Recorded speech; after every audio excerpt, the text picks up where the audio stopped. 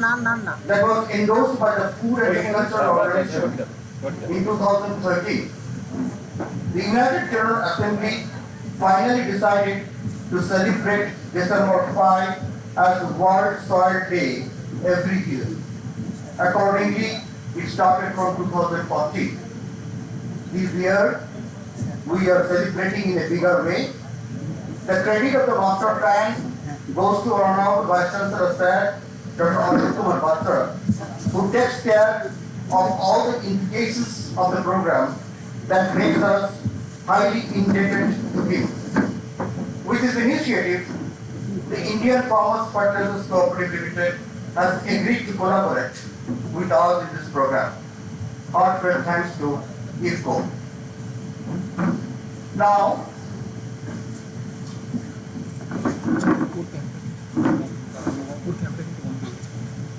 Dr. A.K. Patso, after joining in our Vishwavidyalaya as Vice Chancellor, planned to make a valuable documentary on Bidhan Chandra Krishi Vishwavidyalaya, highlighting the enormous volume of research work contributed by the dedicated faculties of the Vishwavidyalaya. The documentary has been possible by his dynamic leadership. I will request our Vice Chancellor Sir to press the button to release the documentary on this year. Please, Raghu, help me.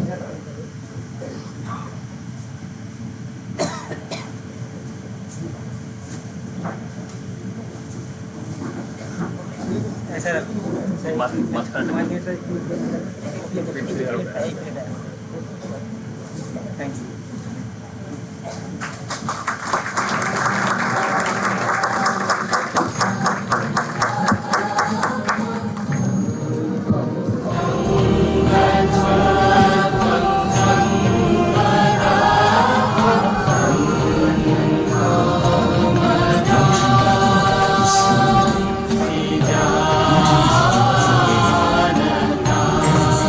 The poetry of the earth is never dead. Beauty is a joy forever. Every flower is a soul blossoming in this university campus. An adobe of agro-creativity is greeted by a welcoming breeze. The hassled visitors are immediately put at ease as they step into a magical realm. In the heart of the district of Nadia in West Bengal, there stands the Temple of Hope, a nest for the aspirants. In the heart of the district of Nadia in West Bengal, there stands the Temple of Hope, a nest for the aspirants. Is a hub for agricultural practices and learning, thoughtful innovations. Bidhan Chandra Krishi Vishwavidyalaya is a hub for agricultural practices and learning, thoughtful innovations, and agro-community building. Driven by a mission to serve the greater good, the students, faculty, and staff to tackle today's most pressing challenges with courage and sensibility that stands apart. The Second Great War, the Bengal famine of 43. History unveils Hunger. the Second Great War, the Bengal famine of 43, starvation, hunger, deaths. But amid this tragedy, a vision was quietly born, a vision that would one day transform despair into hope and scarcity into abundance. Dr. Bidhan Chandra Rai was a dreamer, a builder of modern Bengal. He believed in agricultural transformation, in education, innovation, and the empowerment of the farmers. Where science would meet soil and tradition would He conceived the idea of creating an institution, a center of excellence, where science would meet soil and tradition would blend with technology. A university rooted not just in academics, but in the heartbeat of Bengal's rural soul. to innovate in sustainable farming. It has remained steadfast in its mission to improve crop productivity, to innovate in sustainable farming. To agricultural fields. from rice to jute, and to transform from research vegetables from to state-of-the-art fruits, laboratories from to fluid agricultural culture to fields, biotechnology. BCKV from has rice helped the nation to jute, to reclaim its from place vegetables in the to agricultural fruits, map. from floriculture to biotechnology. BCKV has helped the nation to reclaim its place in the agricultural map. Bidhan Chandra Krishi Vishwavidyalaya was established in 1974 in the name of Dr. Bidhan Chandra Rai at this place, Mohanpur. The main purpose of this university was quality education, cutting-edge research, and the technology transfer to farmers' fields. Over the years, Vishwavidyalaya has made many developments. From this university, thousands of students have been graduated, made BSc Agriculture, MSc, PhD, and they are serving different places in West Bengal and also other states. The Faculty of Agriculture, the aspirations are provided with agri-education enhancing food, feed and fiber production and fostering rural and entrepreneurial awareness among students. The faculty comprises 16 departments. It offers courses to undergraduate students and graduate students at the master's and PhD levels.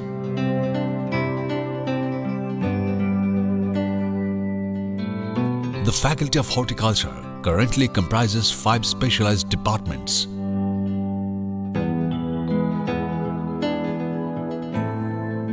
The objective of the creation of the faculty was to initiate education and training in horticulture, to conduct need-based research for the development of horticulture in West Bengal,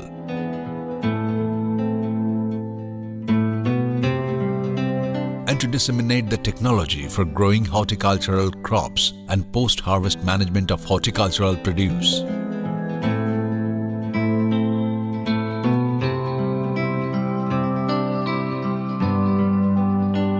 The instructional facilities available include 1 horticultural farm at Mandori and 1 nursery at campus are experiencing horticultural studies par excellence.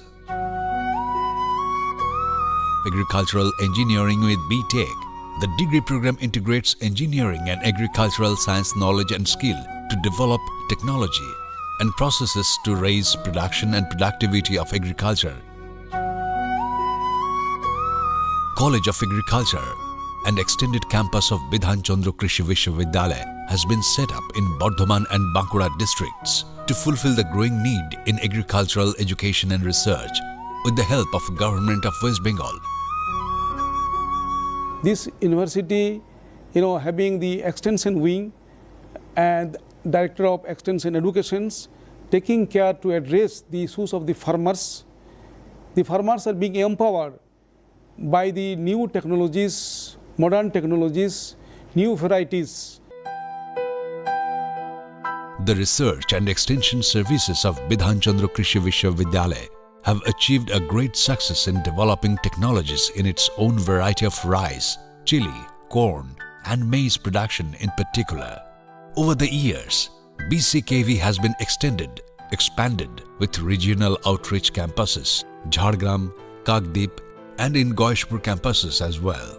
Regional research stations and 5 Krishi Vigyan Kendras bring science directly to the farm, meeting climate, soil and livelihood challenges of South Bengal.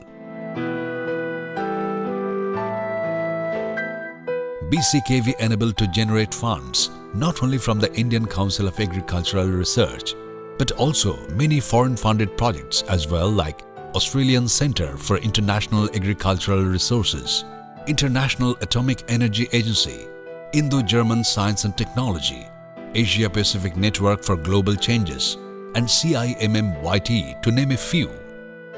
BCKV's NIRF ranking is 13 among the Indian agricultural universities. Sustainable, intensified agriculture is the call of the present time. The quality seeds are given to the farmers every year. About 200 tons of quality seeds are distributed or supplied through the state government or directly to the different kind of farmers. This is a very big achievement of this university. The Central Library caters services to satisfy the study and information needs of students and the scholars, has a rich collection of nearly 85,000 books, the largest in Eastern India.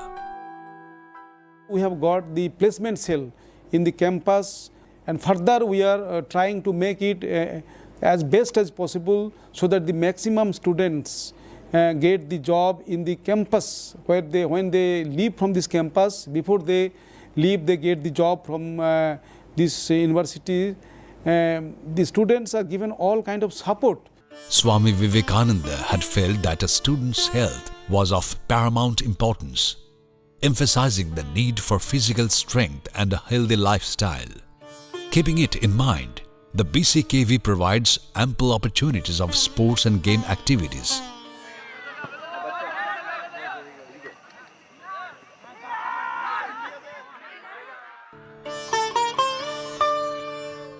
There is a medical unit too within the campus, which takes care of health issues of the students.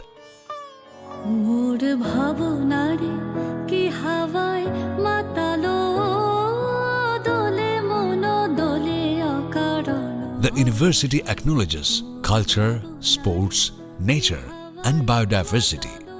Vision 2050 is a comprehensive plan to transform the university into a modern, research-driven. Success brings achievements. It's not the years in your life that count. It's the life in your years at BCKV.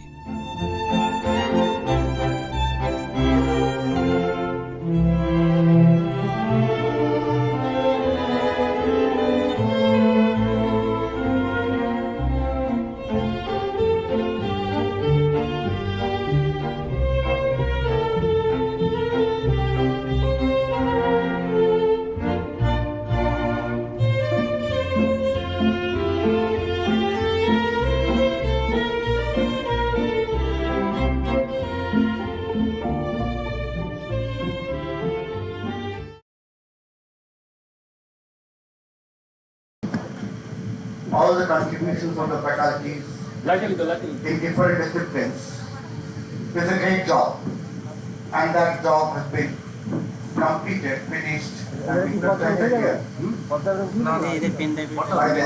joint leadership of our Vice Chancellor.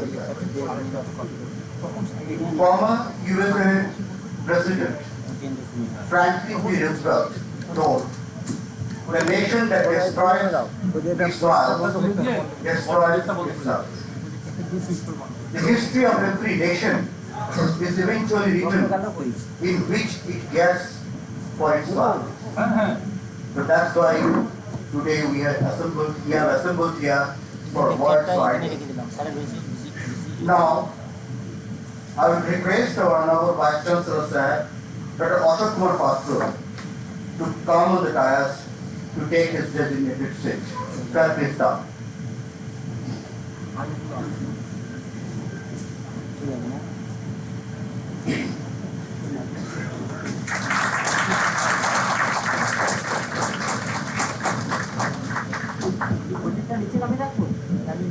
Then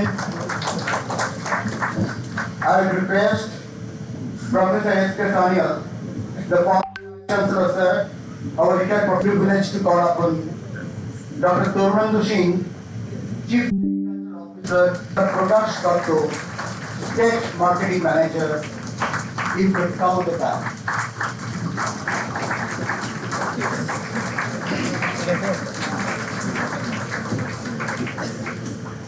I am feeling very much happy to request Dr. Ashim Vishwas and Dr. Vinay Sarkar to renowned soil scientists who brightened the face of BCKV as well as UBKV, the scientific arena of the world, to come on the dais. Dr. Vishwas, the school is alumni of BCKV, and Dr. Sarkar, who actually was active in the BCKV, but after the bifurcation of our university, he passed out from UBKV. Dr. Vishal is a renowned professor in the University of Guelph, Canada, and Dr. Shorter is a senior research fellow in Future Industries Institute, University of South Australia. In the technical session, Professor Raman Kumar Kole and Professor Obiti Shah will act as chairman and co-chairman, and Professor Niharendra Shah will be the rapporteur. I would request Professor Kole, Professor Obiti Shah, and Professor Niharendra Shah to come on the dais.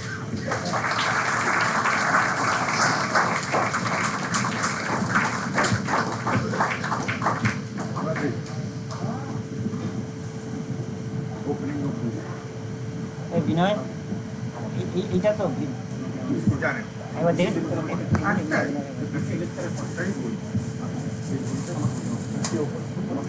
ঠিক আছে বলছি বিসিকেবি বিনয় সরকার V2 Before the start of the technical session, we are privileged to honor our Vice Chancellor Sir and other distinguished dignitaries. Firstly, I would call upon Rajina Ghosh to honor Dr. Ashok Kumar Patro, our Honorable Vice Chancellor Sir, with a flower bouquet, robe, and a memento.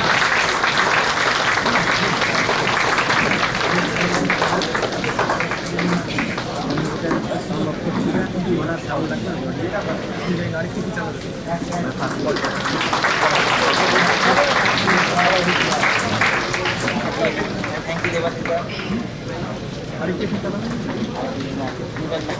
R audio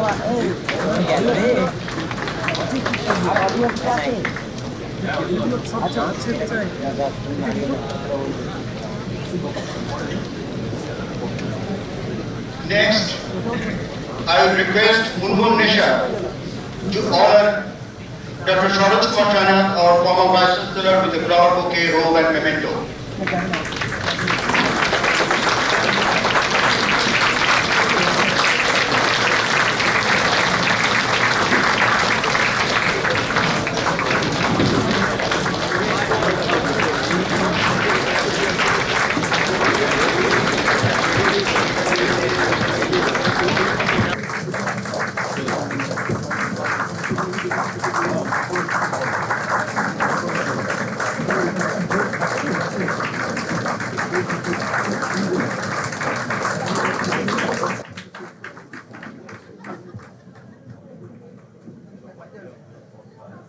Now, I will request Inora Park, our student, to honor Dr. Karunan Dushi, Chief Agriculture Officer, IFCO, with a flower bouquet, robe, and memento.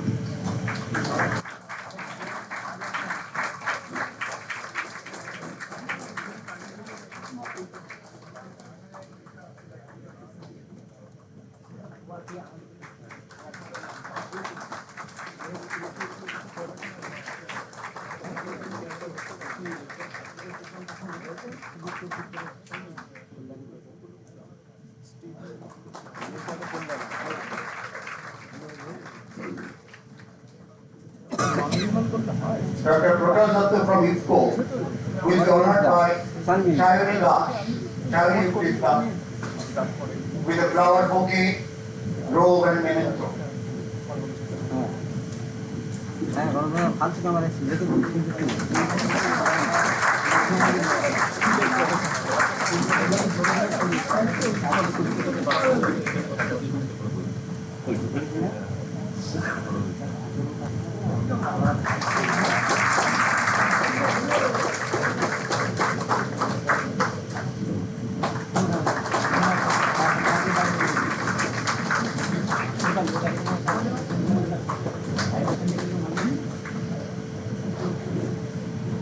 It's a very satisfying moment when we can honor our son of soil.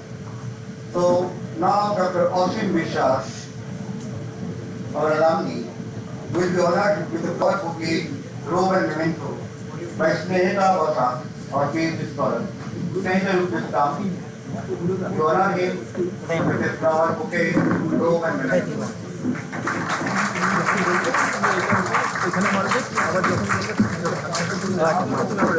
ওইটা এটা দেখো transition তো ঠিক আছে।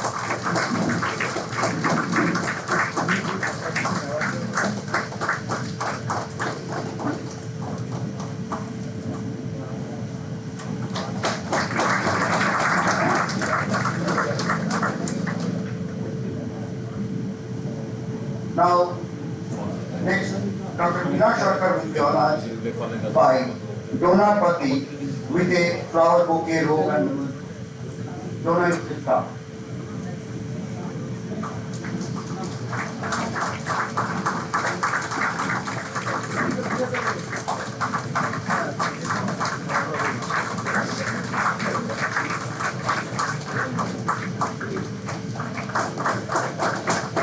দেবো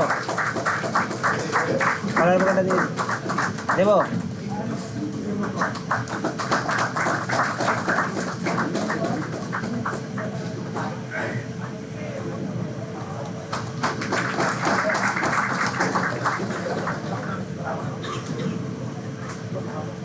I would again call upon Railina Ghosh to honor the chairman of the seminar session, Professor Ramesh Kumar Poli.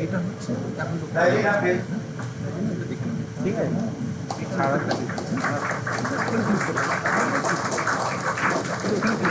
ঠিক আছে।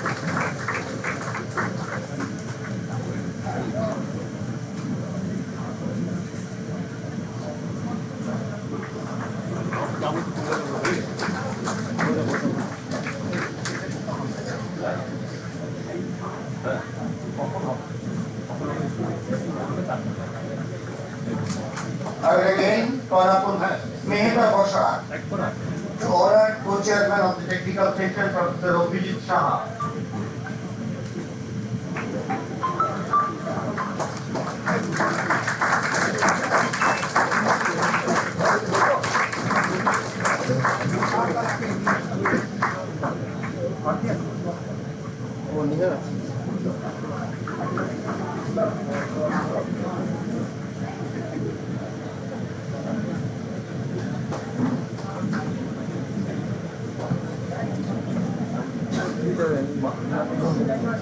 Now, I will call upon again Ilora to honor the Rapporteur of the technical section, Dr. Niharindu Saha. Ilora, please.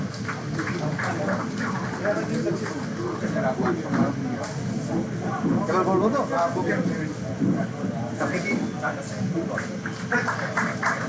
বসো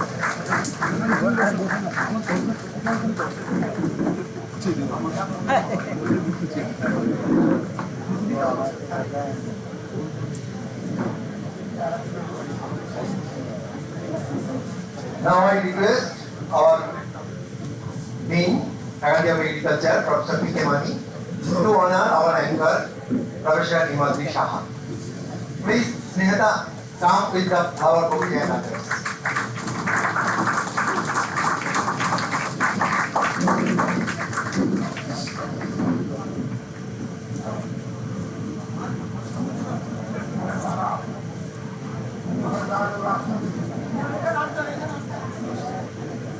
सामने ना आगे आसू जगन्नाथ के सामने चले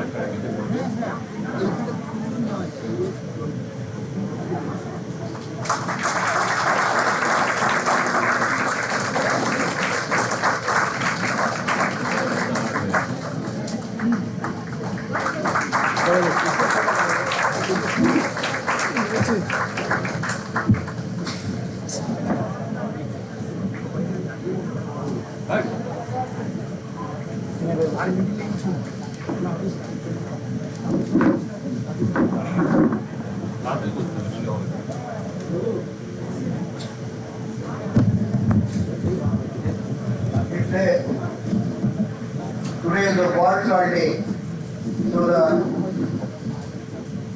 the session should start with the song Compost, Raising Compost, and sung by our students. they are very much enthusiastic. Hearing from the honorable Vice Chancellor, sir, they agreed instantly and written and composed the song, and today they will present the song, they will sing the song on stage. The students, you should not take the time much, you come on the stage and sing the song. কোন জায়গায় পড়বে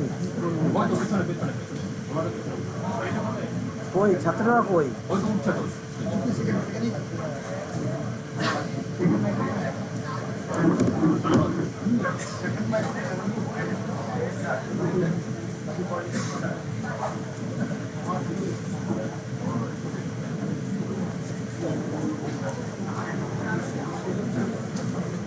download চালিয়ে দেবো download কোথায় বলে Bengali কতটা কোনটা ছোট উঠছে না চালিয়ে দেবো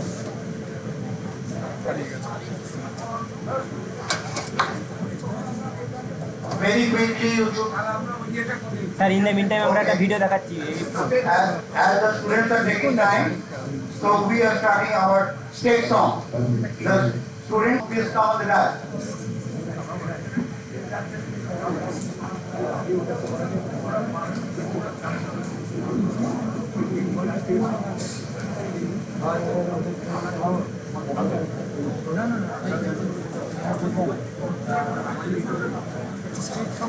আগে বলে না গান হবে এই হবে কি বলে না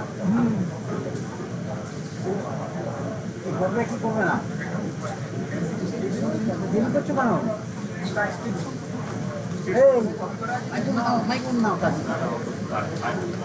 বাংলার মাটি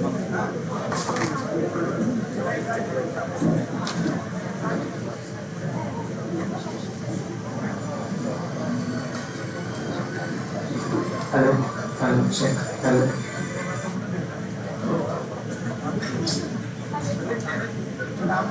দাঁড়াও কজনা গাইবে দুজন নাও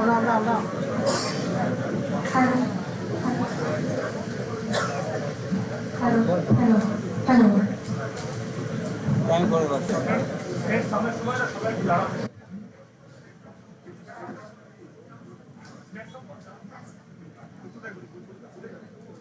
We are starting our state song. Please all stand up.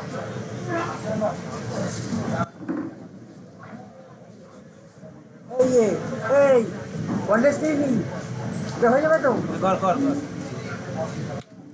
বাংলার মাটি বাংলার জল বাংলার বায়ু বাংলার ফল পূর্ণ হোক পূর্ণ হোক পূর্ণ হোক হে ভগবান বাংলার মাটি বাংলার জল বাংলার বায়ু বাংলার ফল পূর্ণ হোক পূর্ণ হোক পূর্ণ হোক হে ভগবান বাংলার ঘর বাংলার হাট বাংলার গুণ বাংলার মাঠ বাংলার ঘর বাংলার হাট বাংলার বন বাংলার মাঠ পূর্ণ হোক পূর্ণ হোক পূর্ণ হোক হে ভগবান বাংলার মাটি বাংলার জল বাংলার বায়ু বাংলার ফল পূর্ণ হোক পূর্ণ হোক পূর্ণ হোক হে ভগবান বাঙালির বন বাঙালির আশা বাঙালির কাজ বাঙালির ভাষা বাঙালির আশা বাঙালির কাজ বাঙালির ভাষা সত্য হোক সত্য হোক সত্য হোক হে ভগবান বাংলার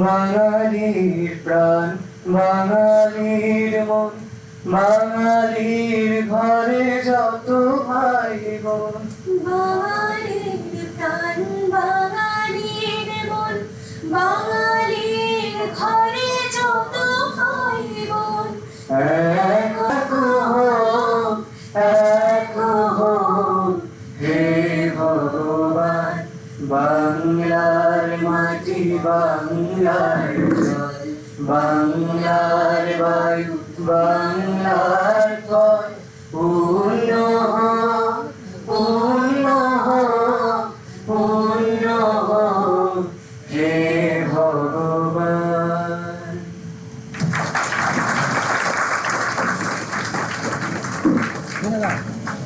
স্যার স্যার এখানে দেখ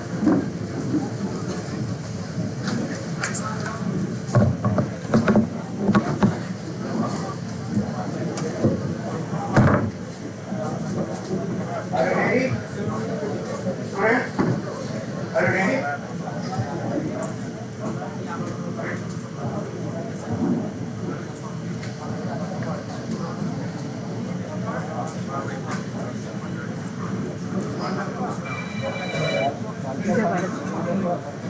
এই জায়গা নেই কি করবে এদিকে আসো হ্যাঁ কি করবা ওইদিকে রেকর্ডলেস নিয়ে যা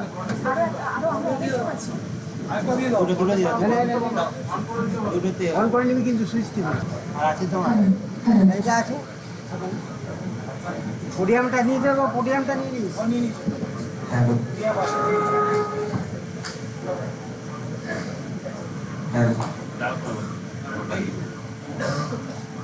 এটা যাবে না এই মাইক্রোফোনটা যাবে না হ্যাঁ যাবে না ওতে হয়ে যাবে ছেড়ে দাও ওতে হয়ে যাবে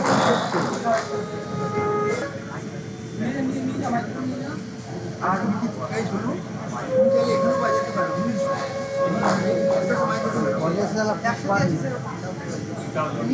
নিয়ে যা ট্রেনে নিয়ে চলে যা বলছিলাম ওই দিকের যে মাইকটা আছে না হ্যাঁ হ্যাঁ বল না সাউন্ডটা কমে আচ্ছা ঠিক আছে ওই কোরিয়ারটা হ্যাঁ ঠিক আছে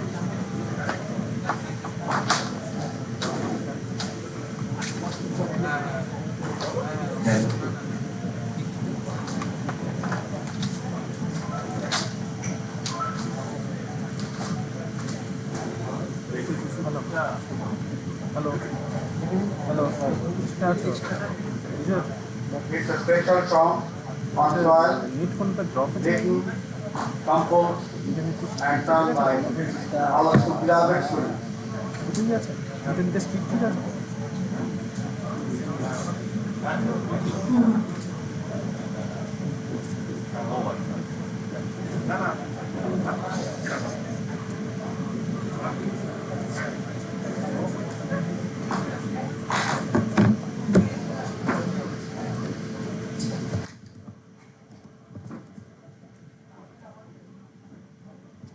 এত মোবাইল জানে না মানে মঞ্চে উপবিষ্ট আমার সমস্ত গুরুজনদেরকে এবং আমার সামনে উপবিষ্ট আমার সমস্ত গুরুজনদেরকে আমার ব্যাচমেটদেরকে আমার জুনিয়র এবং সিনিয়র সবাইকে গুড আফটারনুন।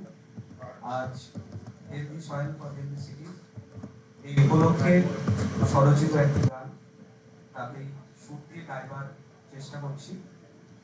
নমস্কার।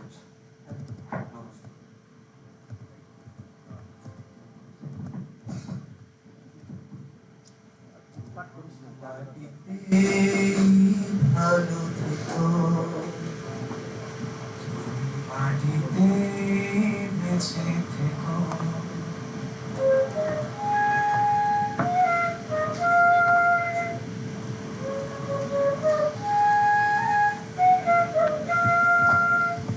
মাটিতে ভালো থেকো তুমি মাটিতে বেঁচে থেকো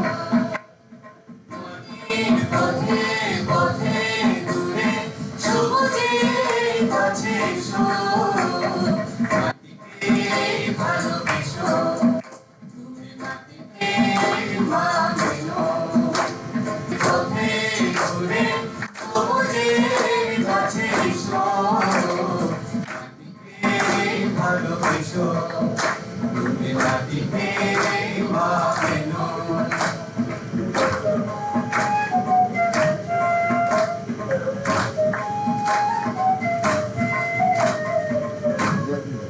যে শহরে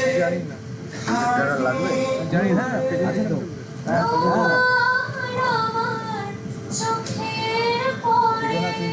সে শহরে জীবন কোথায় নিচে রাখা আছে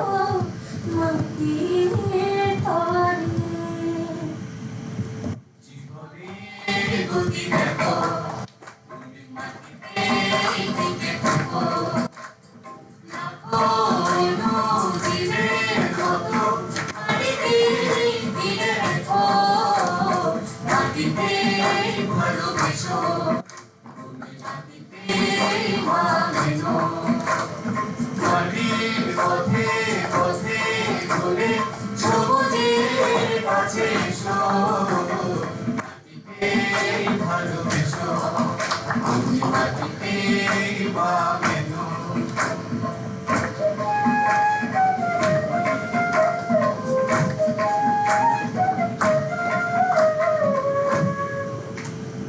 যে মাটিতে হাঁটি মোরা যে মাটিতে করে খেলা সে মাটিতে ভালোবেসে সকলেদের খেলা মাটিতে ভালোবেসো তুমি মাটিতে বেঁচে থাকো মাটির পথে পথে ঘুরে সবুজের কাছে এসো মাটিতে ভালোবেসো তুমি মাটিতে মা এনো মাটির পথে পথে ঘুরে সবুজের কাছে এসো মাটিতে ভালোবেসো তুমি মাটিতে মা এনো তুমি মাটিতে মা এনো তুমি মাটিতে মা এনো তুমি মাটিতে মা এনো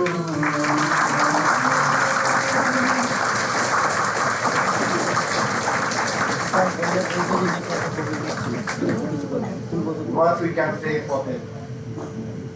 Wonderful, wonderful, wonderful composition, wonderful writing, everything is wonderful.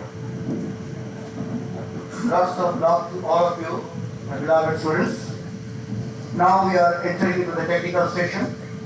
আমি জানি চিঠি দিয়ে যাও So, our country overcame the food crisis with the adoption of green revolution technologies. Our country are now feeling the heat of projected population of 1.8 billion that demands projected food grain production around 377 million tons that may go up to 480 million tons in higher estimate under the backdrop of stagnation of food grain production due to salt fatigue being one of the responsible causes. These alarming facts demand restructuring our agricultural planning to revitalize our soil so that we can contribute meaningfully to our targeted sustainable production system. With the permission of the chairman and co-chairman of the we start the technical section of the seminar, rural urban soil stewardship, healthy soils for healthy cities and villages. Now, I will request Professor Ravin Kumar Kole, the chairman of the session, to put forth his opening remarks. Professor Kole.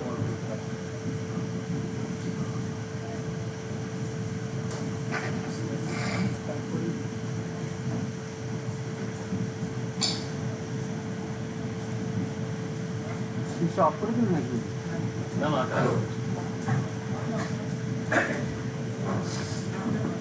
Honorable Vice Chancellor Sir Dr. A.K. Patro of our beloved University, Bidhan Chandra Krishi Vishwavidyalaya, Professor S.K. Sandal former Vice Chancellor of this university, and more our beloved teachers present here in this dais, Dr. Otim Mishra from University of Guelph, Canada, Dr. Pinoy Sarkar from University of South Australia, along with Dr. Tarunendu Singh, Chief Agriculture Officer from IFCO, India, and Dr. Dr. Prakash Datta, our State Agriculture Marketing Manager of IFCO Investment. We have on the dais also our co-chairman of this session, Dr. Obhijit Saha, and rapporteur Dr. Nihalendu Saha, and anchor Dr. Himati Saha on the dais, and also the distinguished participants and personalities of the dais. I should first mention Dr. Prasanto Kumar Bandyopadhyay as the organizing secretary, and our registrar of Vidhan Vishwavidyalaya deans, directors, and other officials, faculties, esteemed faculties, students, staff, press and media, and other persons present here. On behalf of this special seminar committee, I welcome all of you to this technical session of this special seminar on rural-urban soil stewardship, healthy soils for healthy. Auspicious occasion to celebrate this World Soil Day. Dr. Saab. Thank you, Chairman Sir, Professor Kohli.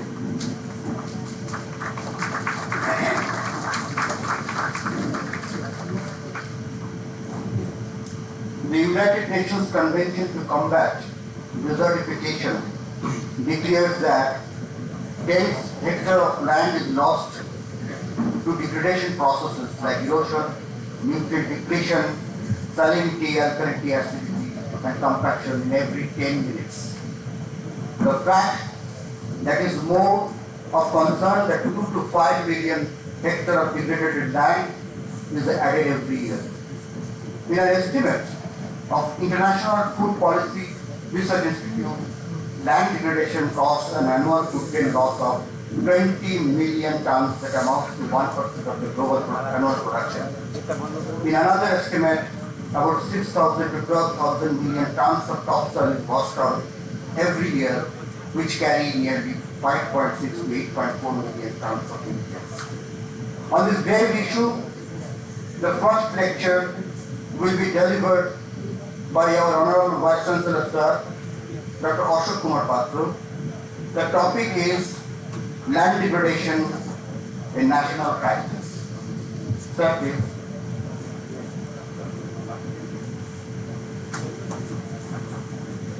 Thank you.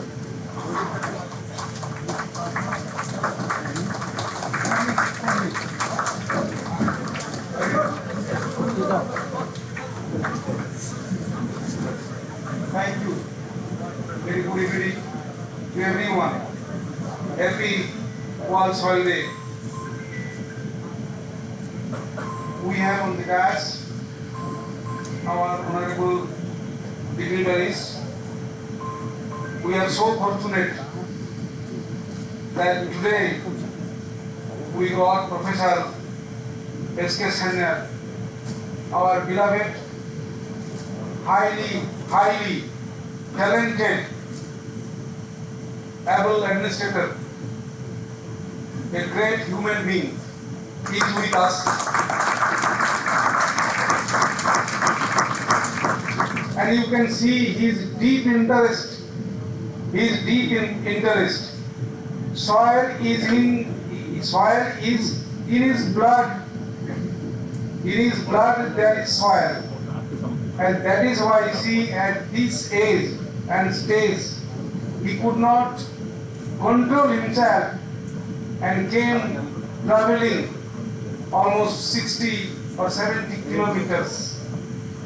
We are so grateful to him wholeheartedly from the core of the heart.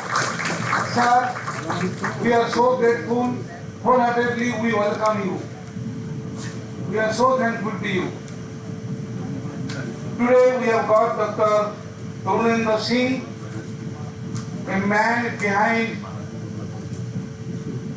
greatly for successful conduct of this program. He is Chief Agricultural Officer, IFCO. I have long association with him, more than 20 years.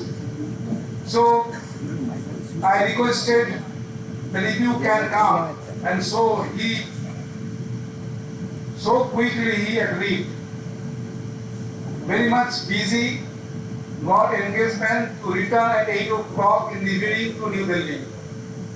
We are so thankful that you could make it. Today with us we have Dr. Rosin Biswas, Professor Rosin Biswas, a renowned global soil scientist, now at University of Guelph. He is fellow of Soil Science Society of America, American Society of Agronomy. So many awards he received. Many of the soil science members must be knowing him, and he is the alumnus of this university. And we are fortunate that from Canada, he made it. That today he will be present here. Heartily we welcome you, Dr. Rosin Biswas. Today, another luminary, Dr. Binoy Sarkar, who is at University of South Australia, who is with us today, another star in soil science in the world. He also made it that today he will be here and share some of the experiences. And let me tell you very proudly that he did MSc with me. He did MSc in soil science at IRI with me. And from MSc thesis, he published two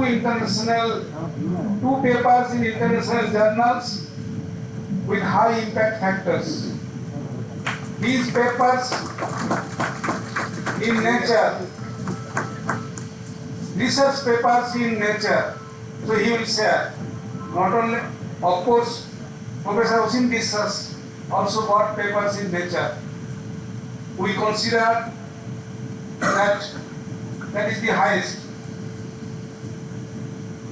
for the research paper. We are so fortunate that we got Binoy Sarkar with us today. All the directors, deans, all the esteemed faculty members, also with us Dr. Prakash Datta, SMM, IFCO, a very renowned person, particularly in the fertilizer industry, in the nano fertilizer development, both of them. And we are so thankful to IFCO. This program is with great support from IFCO. We are really thankful and grateful to both of you and the IFCO. And also with us, there are members from IFCO. And also Dr. Ajit Bhattacharya, who in fact from the beginning, from the planning stage. So let me give thanks to them, because I know at the end, if they are missed, with us, Dr. R.K. Kole, head of the Department of Agricultural Chemicals, Dr. Abhijit Saha, Professor Agricultural Meteorology and Physics, Rapporteur Professor Nyalandu Saha, Anchor Dr. Himatri Saha, all the directors, Director Research, Director Farm, all the dean before us, and also the former dean, postgraduate Professor Acharya is also there.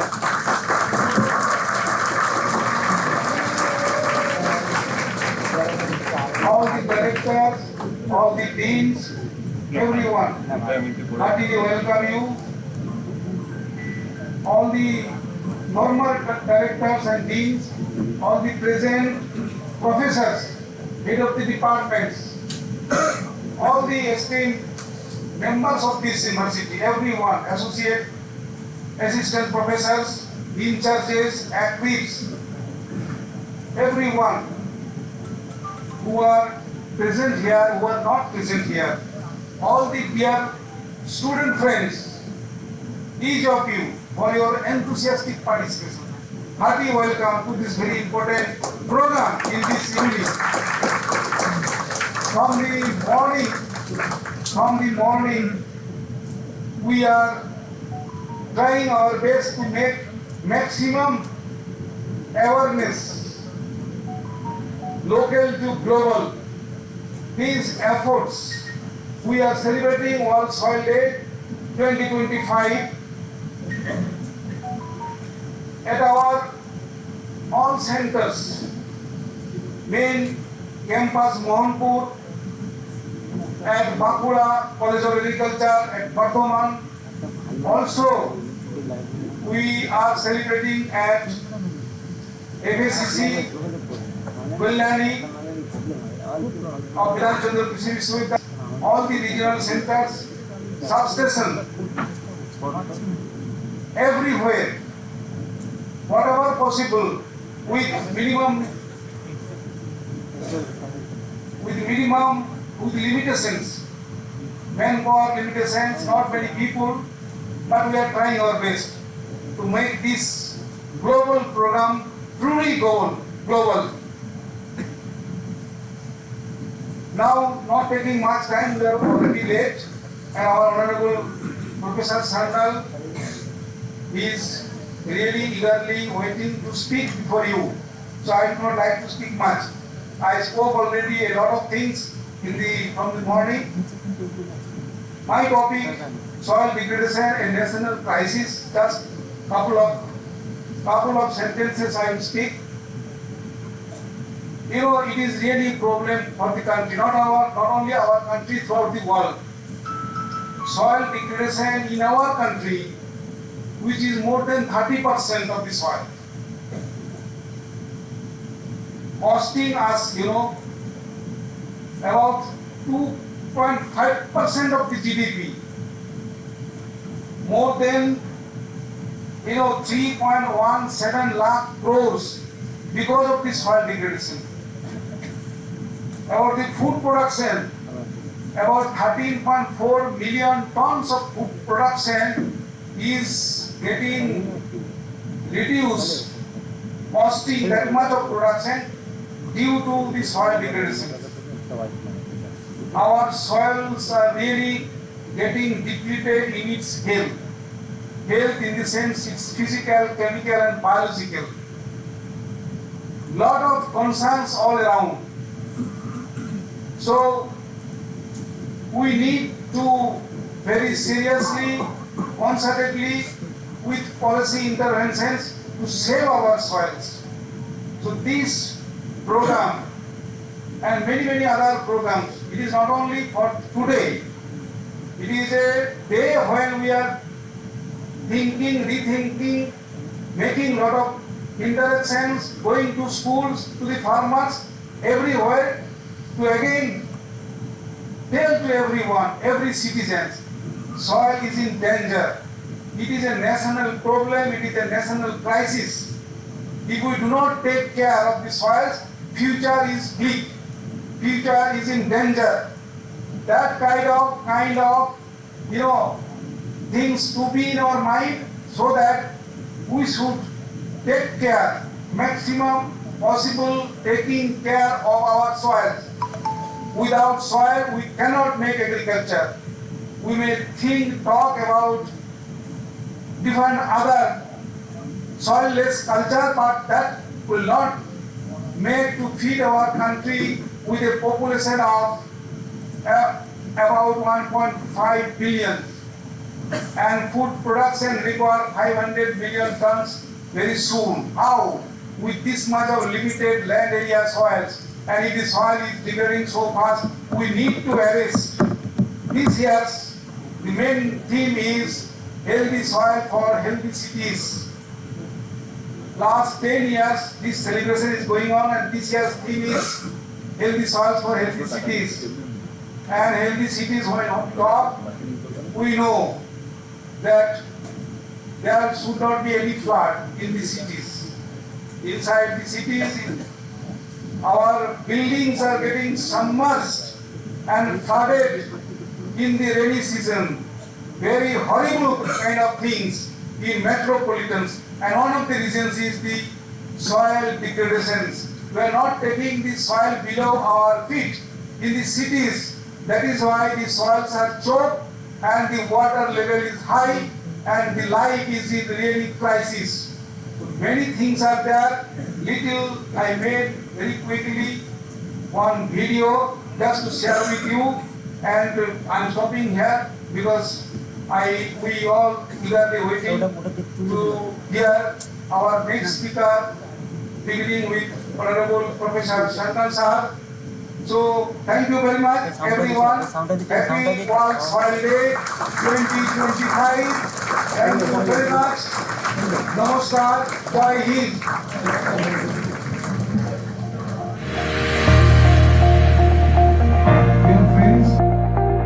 Dear friends, colleagues, students and fellow citizens, today on 5th December 2025, we celebrate World Soil Day, a day to recognize what lies beneath our feet, soil, the silent foundation of life on earth. This year's theme given by FAO of United Nations is Healthy Soils for Healthy Cities. Soils are living, breathing ecosystems that sustain life. Over 95% of the food we eat originates from soils.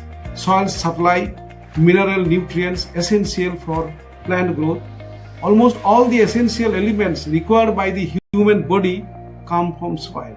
Soil is a biological powerhouse hosting more than 50% of the planet's biodiversity. But today's theme is not just about farmland. It is about cities.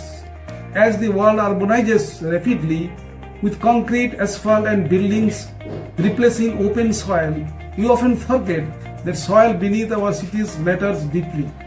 Globally, urban soil sealing is increasing by 3 to 5% every year. Think about the cost of that.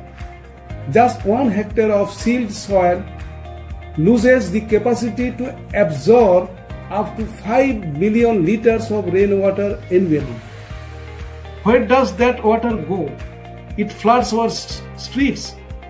In the last 2 decades, the frequency of urban floods in India has increased significantly. From Mumbai to Chennai to Bangalore, these disasters happen because we destroyed the natural infiltration, the soil that needs to save us. If we let this soil breathe, it protects us. The unsealed urban soils are powerful infrastructure. They reduce rainwater runoff by 70%. They act as natural air conditioners, lowering urban heat by 2 to 4 degrees centigrade. They are vital carbon sinks, capable of storing up to 100 tons of carbon per hectare. With India's urban population projected to hit 600 million by 2036, we cannot afford to ignore this. We must integrate green belts and permeable pavements into our city governance immediately. However, while we speak of cities, we must never forget the village. Rural India remains the backbone of our existence. The situation there is equally urgent. ICR data reveals that 30% of our land is undergoing degradation. Most critically, more than 50% of our soils are low in organic carbon. and nearly 40 to 50% require micronutrients corrections. Agriculture supports more than 50% of India's workforce. If the village soil is sick, agriculture is sick.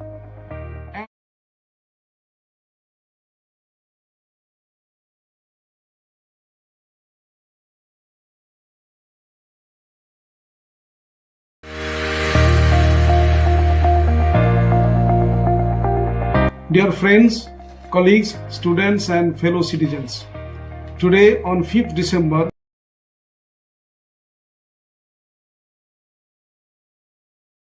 are Dharti Mata, because healthy soils give us healthy farms, healthy cities and a healthy future. Thank you and happy World Soil Day.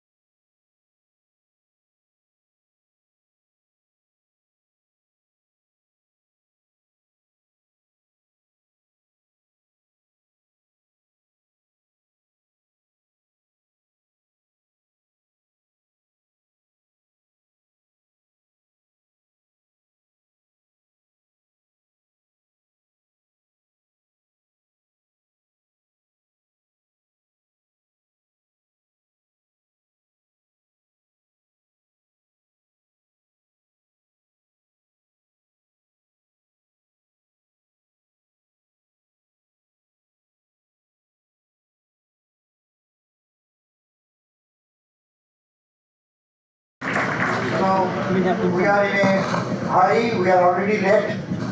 So we will step to the next lecture.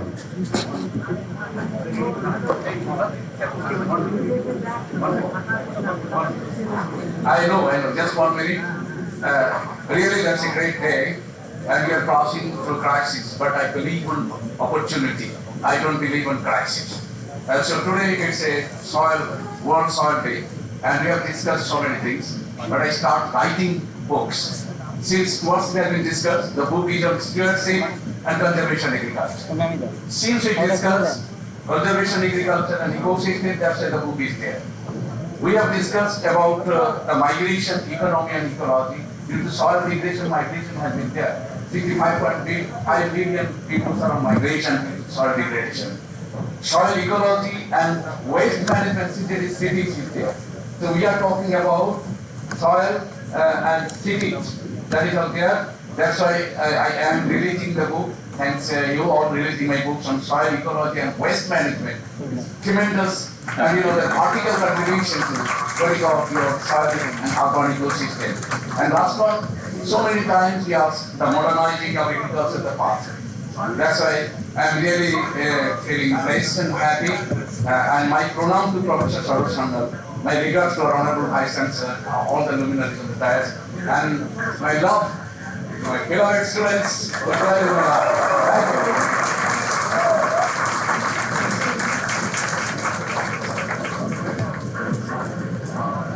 এই বইগুলো কিন্তু লাইব্রেরিতে যাবে। These books will go to library. No work is sufficient for Professor Shankar Acharya. So now we are straightway going to the second lecture. I am not going into any introduction because it is a subject of our Honorable Vice Chancellor Professor Soil Stewardship. I am not going any introduction. Please, I request our Vice Chancellor and other dignitaries to sit on the seat please take your seats on because so that সুইচটা কাটি গেল এই সুইচটা দিতে বলেছিস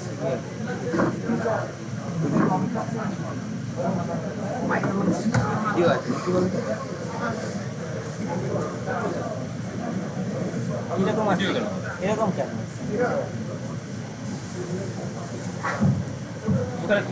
হ্যাঁ কি হলো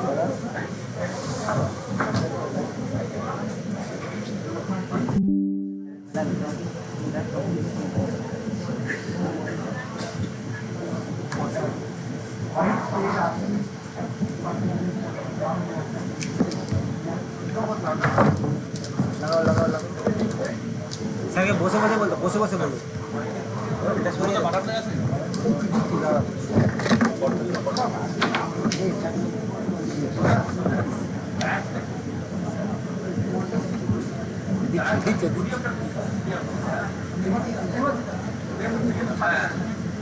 ওটা ওইদিকে হবে কথা আছে স্যার দিচ্ছে স্যার পয়েন্টারতে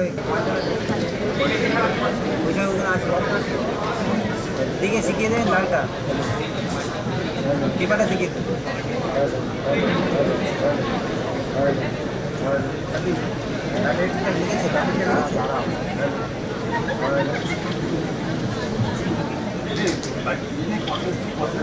আছে তো কলেজ দেবো তোমার ব্যস্ত হবে না তারা ওরা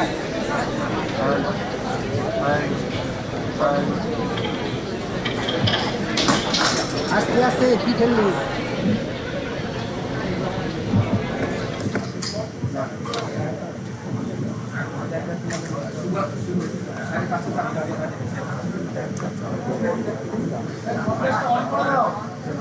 অন করো কল লিস্ট অন করো দেয়া আছে সব দেয়া আছে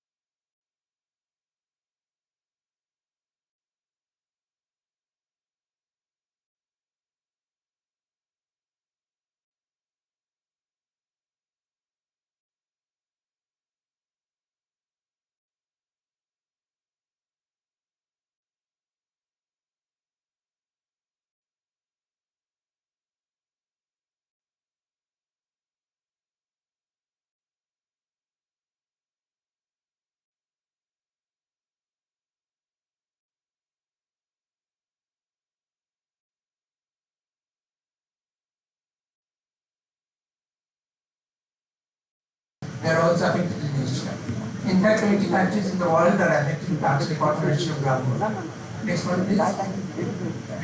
Next one. Spread.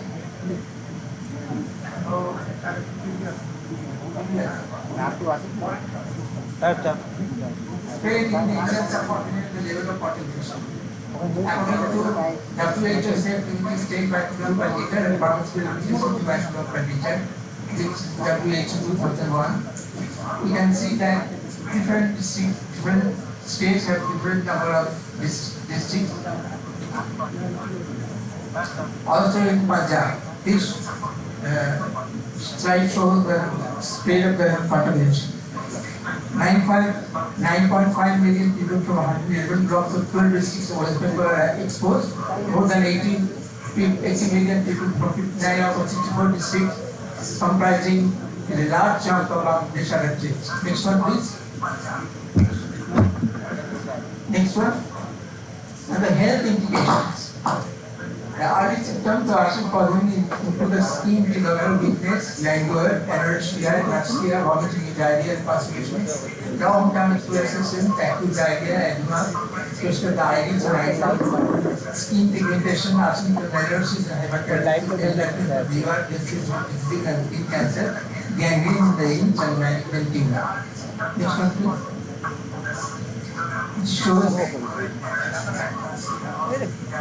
This shows the hyperkeratosis, and this is taken from the district of West Bengal, and right hand side village only come from Digonga, not from West Bengal. Next one, please.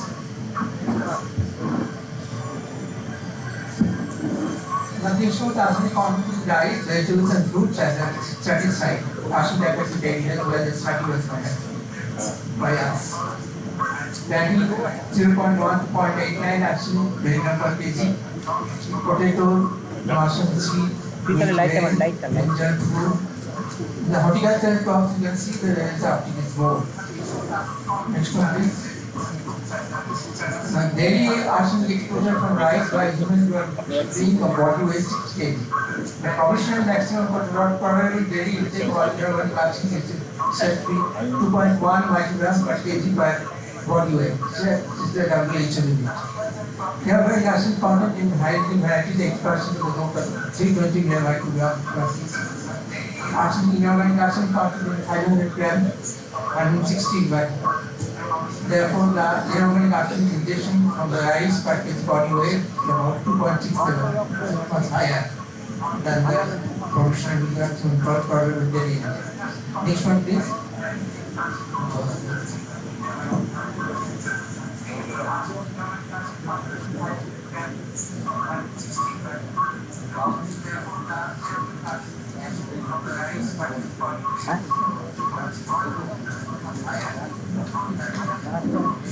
Now, the high arsenic content in the urine and hair, which are the biomarkers for arsenic contamination, is found in the stock in the adults who have been fed with pure water, clean water for 5 years or more.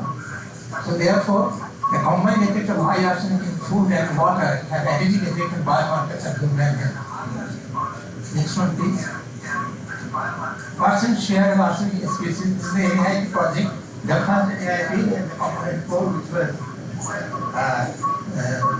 sanctioned by the ICAR on component 4. The grain content of arsenic 3 mostly, whereas the straw content arsenic 5. Arsenic 3 is very toxic, there was 60 times more toxic than arsenic 5, and the organic forms are less toxic. Monomethyl arsenic acid and dimethyl arsenic acid. Monomethyl arsenic acid and dimethyl arsenic acid. This shows the human urine arsenic concentration. This will be the rice grain arsenic content in milligram per kg. See, there is a good calculation with R square equal to 0.558. Next one, please. I have already mentioned the arsenic toxicity and the aerobic conditions. H3AS, O4, H2AS, O4 minus, and HAS, O4, O2 minus are also stable. But arsenic 3, uncharged arsenic acid, H3PO3 is predominant in the neutral soils or thereabout, and the hydrogenetic plane which is affected by the arsenic contamination now all have pH around 7. There the arsenous acid, which is trivalent arsenic, is more predominant, and that arsenous acid is less amenable to retention by any charged matrices in the soil, and therefore they are very toxic arsenic 3 level and soluble in water. Next one, please. This shows the arsenic arsenite reduction hypothesis. E0 is for 5.9 millimolar per 5 centimeter. Proportion of arsenic 3 and insoluble and more toxic arsenic level in soil. In diminishing pH compared soil, for example, fertile soil, obtain the board bank, for example, and on increasing pH, at higher pH, the oil is minus iron causes more than 50% displacement of arsenic 3 and arsenic 5 from the burning side of soluble arsenic level in soil at an oxidation potential of minus 200 millimolar was 13 times more than that at pH to 500 millimolar aerobic soil. Next one, please. Next one. Management. Identification of suitable soil ameliorating substances including organic manure and microbes which will reduce entry of arsenic into the plant. Next one, please. Now this shows the release isotherm of arsenic from the arsenic, humic acid and folic acid fractions.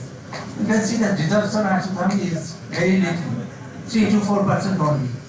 So most of the arsenic is bound by the organic matrix, malaria, vermicompost or other compost, cow compost, city compost, etc.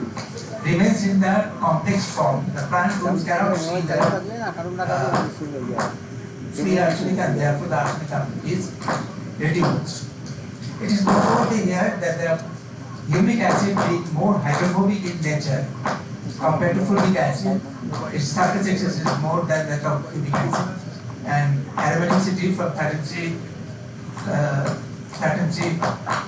studies show the aromaticity is also more in the humic acid than in the folic acid.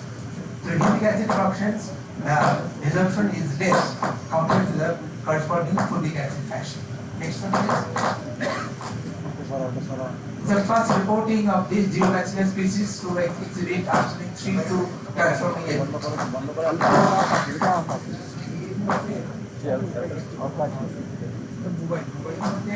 And মোবাইলের জন্য কিছু করার নেই mobile কারো There is concern why it is to convert arsenic 3 into arsenic 5. Next one, please. Efficient agrotechniques for conjunctive use of surface and groundwater during dry season with remunerative cropping sequences requiring less of automated groundwater irrigation water delivery. Next one, please. This shows the several cropping sequences and the sequences 3 and 7, green gram, rice, mustard, elephant foot here, mustard season. They consume less of contaminated groundwater but having high cost benefit ratio. Next one, please. Intermittent ponding till 42 days after transplanting, followed by continuous submergence. That means after capital stage for 42 days after transplanting, after continuous intermittent ponding, and then by continuous submergence, take about 36 centimeters of contaminated irrigation water without compromising the gradient or bowl rise as compared to continuous ponding. Next one, please. Identification, development of varieties and crops which accumulate less arsenic in their consumable parts and where the ratio of inorganic to organic forms arsenic is low. Organic forms are less toxic. Next one, please. Risk assessment. Next one, please. For people consuming rice contaminated soil, chronic daily dose CDD can be calculated as follows. CDD is equal to C times IR times ED times EF times CF divided by BW multiplied by 80. C is the total arsenic makeup of rice grade. IR is injection grade 0.5 per day at approximately 400 gram rice per day. ED is the exposure duration 30 years over a panel. Air phase exploded frequency 365 days per year. CF is a conversion factor, 1 transition, 100 body weight is average body weight 70 kg for an adult, and 8 is the average time, 70 times 60. The percentage rates here is due by CDD times SF. SF is the flow factor of 1.5 liter per kg per day production. Shear value less than 0.10 equal minus 6 is same, while value is more than 10 equal minus 4 is half. Next one please. Risk to human health is given by HPV, given by ADD, by RMD. What is ADD and RMD is already mentioned. RMD is the permissible limit of arsenic. For any one given food item, HPV more than 0.5 is taken to suggest that hazard. Next one please. Solute 3 and activity model. Here in equation 1, the Pn2 plus, that is the equation 3, arsenic in plant is equal to arsenic PNC absorbed organic arsenic. C beta 1, beta 2 are the free solution, N2 was the free methylene solution, then C metal action with the exclusively absorbed. Given J2 are implemented cosmetic expression, P is dependence on metal diffusion action, and main plant is a metal loading in plant bypass. C beta 1 and beta 2 are empirical constant, metal and rocks is permissible limit of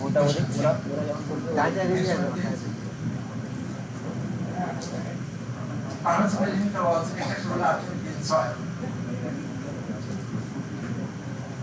It's all given the HPV 0.5 is taken as a quotient for any given arsenic bearing mineral. Next one please.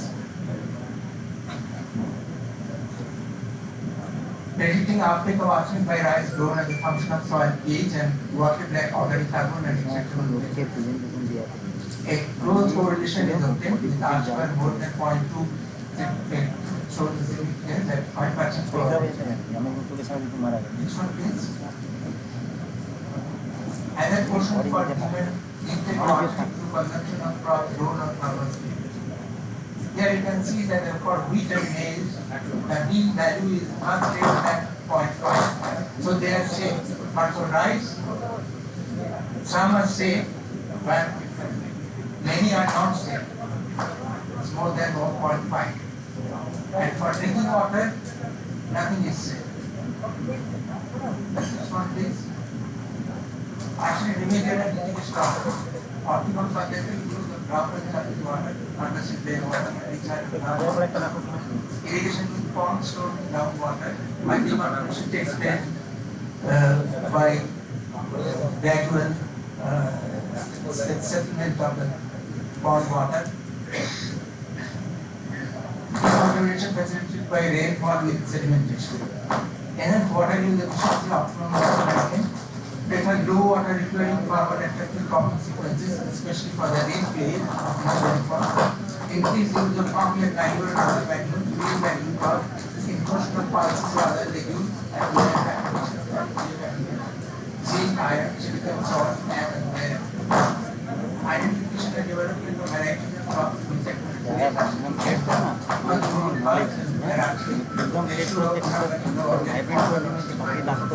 development of cost-effective phytosoil, especially inclusive of and bioremediation technique. Creation of general awareness through mass campaigning, holding of farmers in field demonstration with socio-economic factors. Next one please. Epilogue. More sustained research work is necessary to characterize the entire gamut of intricacies of arsenic contamination spectrum in soil, water, plant management system, as well as to involve the effective remedial measures to contain the toxin in the ecosystem. Remedial measures over identification of potential bioremediating species, nanotechnology, NSPC, and so on.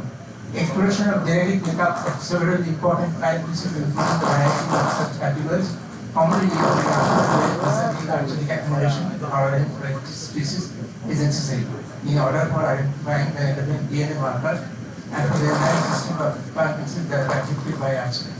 Some of these aspects are being implemented. Next one, please. Scientists are trying to do that. Field day or next. Thank you for your attention.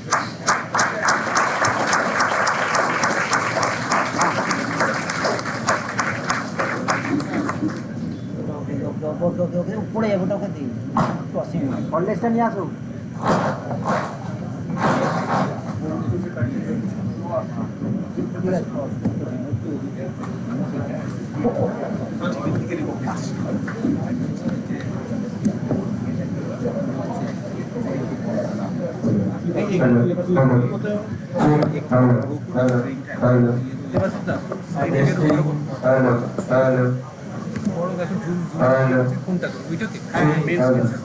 পেছনে সরাতে হবে দেখো সামনে ওটা জুমিংটাকে দেখো ওকে help কর আরো নিজে We are thankful. We are thankful to Professor Soil Stewardship, our ex-Vice Chancellor, for his valuable lecture, which will enrich us immensely. We took the pain coming from Calcutta today. We are moved very much there. Now we are going to the next lecture. The summing up of each and every lecture will be done by our co-chairman later on. We are entering into the next lecture. Though the food grain production has increased, the alarming fact is that the fertilizer use efficiency is generally low. For nitrogen, phosphorus and potassium fertilizers, the FUE values are 30 to 50%, 50 to 20%, and 50 to 60% respectively. The fertilizer use efficiencies values for micronutrients are extremely low. For cereal crops, nitrogen recovery efficiency averages 65% for maize, 57% for wheat, and 46% for rice. It begets an environmental instability problem as well as the farmers' pockets is the most victim. Nano fertilizers and slowly released fertilizers are appropriate alternatives to conventional fertilizers for natural and controlled supply of nutrients in the soil to improve the use efficiencies. IFCO has formulated the nano fertilizers. So the next lecture will be delivered by Dr. Torunendu Singh, Chief Agricultural Officer, IFCO, on nanotechnology-based fertilizers for healthy soil. ঠিক আছে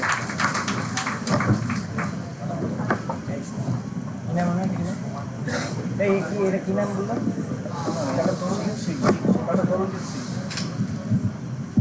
আর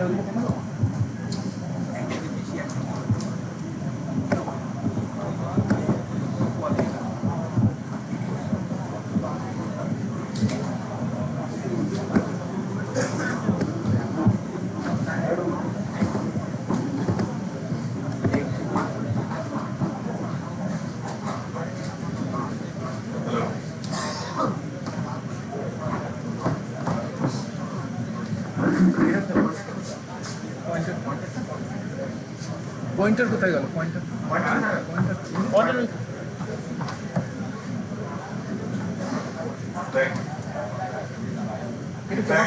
I'm really thankful to the organizers for this opportunity, and I have no words how I can express my gratitude to Honorable Vice Chancellor and also former Vice Chancellor but our Guru, because being IFCO chair, it was there in the BCKV, it has been there in BCKV.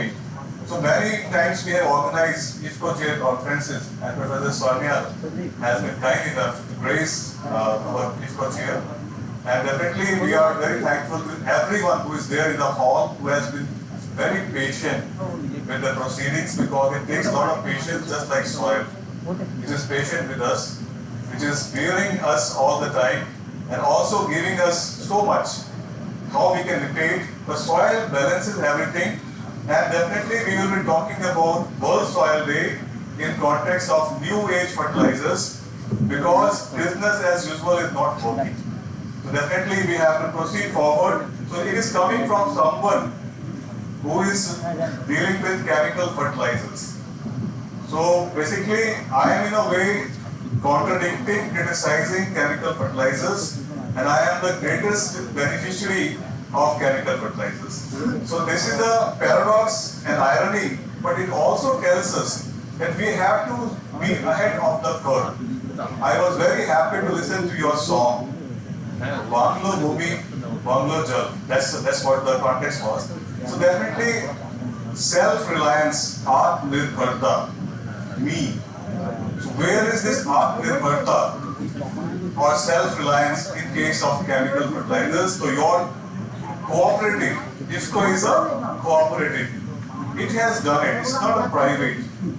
It has been made, it's a conglomeration of cooperatives. Cooperatives have farmers, farmers are the members. More than 4 crore farmers are members of IFCO, and we have ventured into chemical fertilizers only because after credit, fertilizer is one of the key agri inputs which contributes to productivity. Though we say Subijam, Sushetre, Jayate, Sampadati.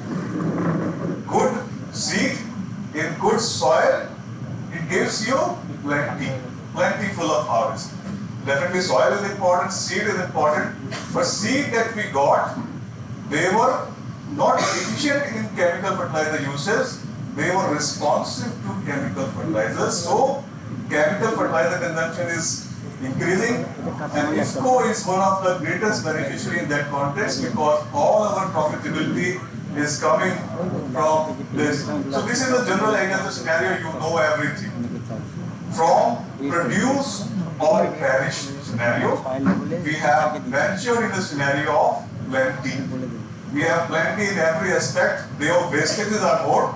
Definitely the quality is also an aspect. Arsenic contamination could be part of the contamination in the food also. So thus we have to see also that there is declining crop response ratio. So more is less and less is more. So if you are having more you are applying, certainly the efficiency is reducing. So we have to see in that context. Other thing is the organic carbon content, which has reduced drastically. So this curve we all know. So there is a prevalence of straight fertilizers. Definitely urea is there, nitrogen is there, and we are finding that there are multiple nutrient deficiencies are happening, and soils below 1.5% organic carbon, it has been given that by FAO, it has 3 times lower fertilizer efficiency. So definitely the contributing factor is the key is the carbon, which we don't take as a fertilizer. This is a very common knowledge to everyone. But some other agrochemical business is also thriving. So what is the major cause for it? Maybe because of multi-nutrient deficiencies or more foliage. You are having more diseases, which could be the context there. But there could be contextual things. But definitely some or other we don't have to overuse urea, and for that we have to move forward. Punjab is the greatest beneficiary of chemical fertilizer usage, and also it is cultivating a crop called paddy. So paddy wheat rotation is something which is also responsible for food security, but in a way it is contributing to soil degradation or prevalence of more weeds. And certainly if you see all in red, it is saying that the nutrient imbalance, the adulteration, it is impacting the agri-food system and human health. So the food bowl in in a way. Punjab is said to be the football. The most contribution of PDS is from Punjab. So we have to see that their diet need to increase awareness about judicious use of fertilizers on soil test basis. So here there is another aspect coming into play, that is the impact of climate change. So excess water or less water, this is contributing in a big way, and there are projections that our productivity will increase or decrease further over a period of time. So there are two contexts here, nutrient balance or nutrient access. So if you're in your country, you just see the curve where you are. If you are having something surplus, you must reduce it. If you are having deficit, you have to increase it. So I will not take much of your time. I will just slide through the.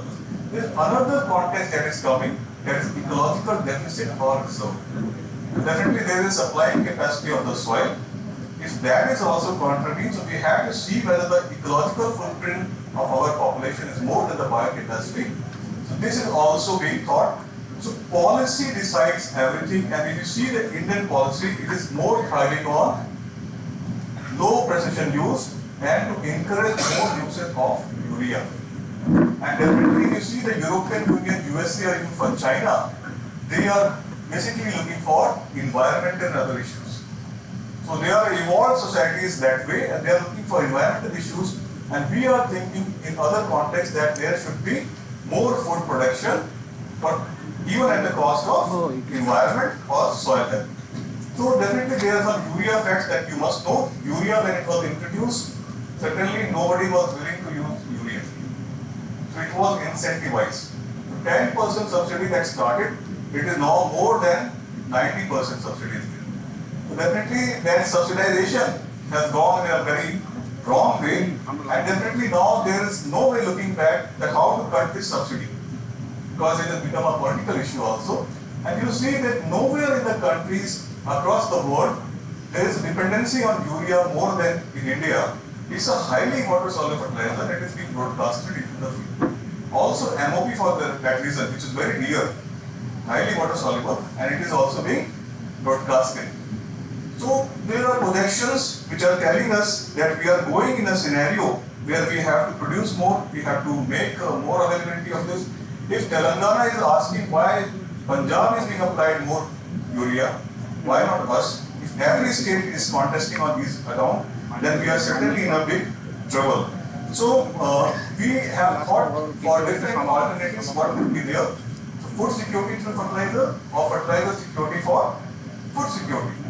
It has become contextual. So there are lobbies which are working on this, because what we want to see or what is being shown to us. There could be food security with less use of fertilizers also. China has shown it. Why not? Why not India? So there we are going into that context. This is a wonderful paper. Each one of you must read it. And I am quoting this paper, Fertilizing Nature, a Tragedy of Excess in the Commons. In this seminal paper, The Tragedy of the Commons, the late Garrett Hardin, he said that ruin is the destination towards which all men rush, each pursuing his own best interest in a society that believes in the freedom of the commons. Fine. But in case of pollution, it is saying that it is not a question of taking something out of the commons, but of putting something in sewage or chemical waste into water. Perhaps one of the best examples of this over contribution is nitrogen. So we have to see if something is common, it doesn't mean that we should pollute it, or we should pollute to the extent that it cannot be utilized further. So this, we can reduce fertilizer use even without compromising yield. Some experiments have been done. Maybe split application, maybe application with carbon. There could be other options also. But you see that this is a very complex scenario. IFCO has gone for Save the Soil campaign, 2009-10. We also went for enriched compost, PSNC pits, integrated soil science. Everything we have done, we find that 15 to 25% yield enhancement is possible. But how to connect the dots? Because all things, all encompassing things, we have very small land holdings. So how a farmer is going to encompass everything is a big issue. And then also you see there is lot of complexity at various levels, site-specific nutrient value. The recommended doses have not been revised. Blanket recommendations are also. So how best we can proceed forward? And government is also cautious. If you revise the recommended dose, maybe the fertilizer consumption will increase further. So you are not able to even supply these chemical fertilizers, then what will be the scenario there?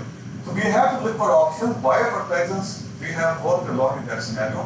What the US people says, if you have cover crops, ultimately every soil has its own microbiome. Microbes will come ultimately.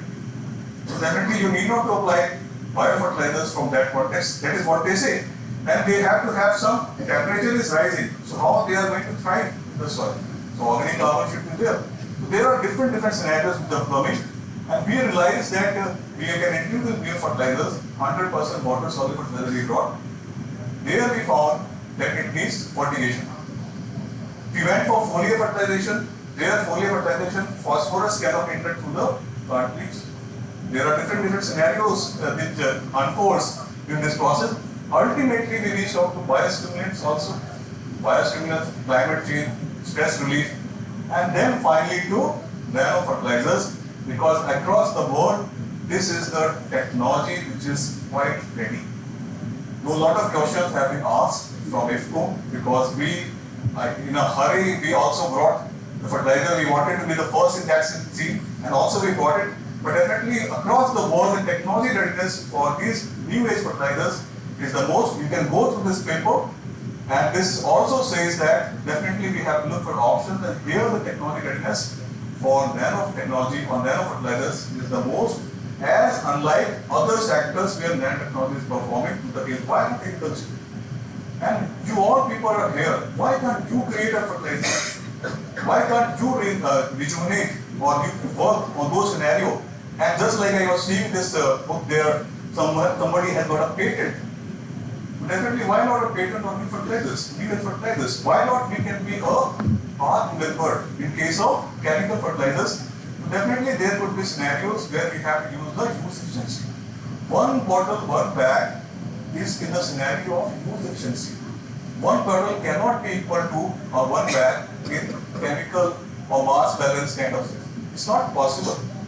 So it has to work in that use efficiency scenario. You can have the short term, medium and long term scenarios. And definitely there are very good people. You're talking about nature, so nature food is there. They say is that definitely they have advantage over conventional chemical fertilizers. Now meta-analysis is possible. You can get hold of so many literature around the world. More or less, we are also finding that you can do all the kind of not gimmickry, but definitely scientific interventions in case of shape, size, and also the combination that could be there. Because use efficiency of nitrogen is not because of nitrogen alone.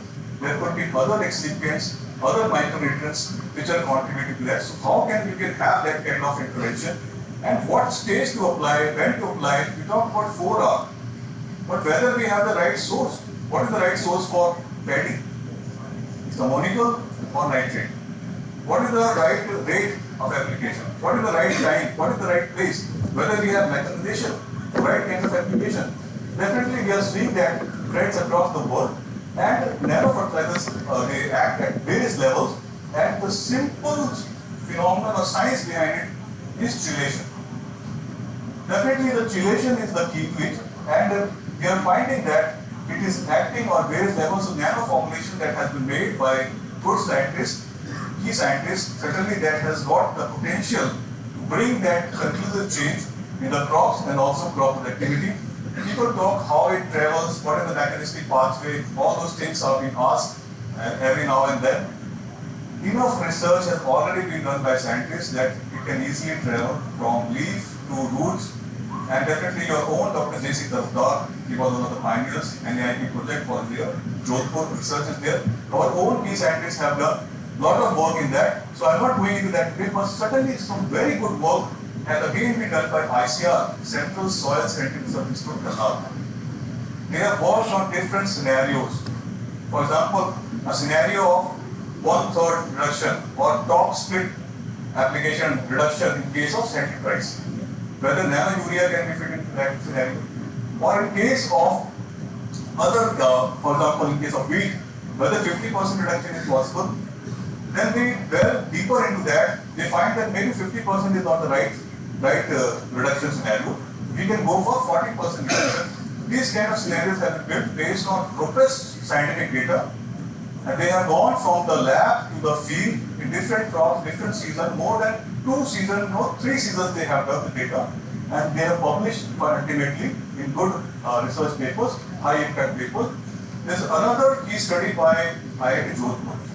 They wanted to study how this nano urea is working inside the plant system. So metabolomics, transcriptoanalysis, all these kind of studies are very easily available. They have done at that level, and they find that good genes are upregulated and bad genes are downregulated. Ultimately, what we are DNA, we are genetic.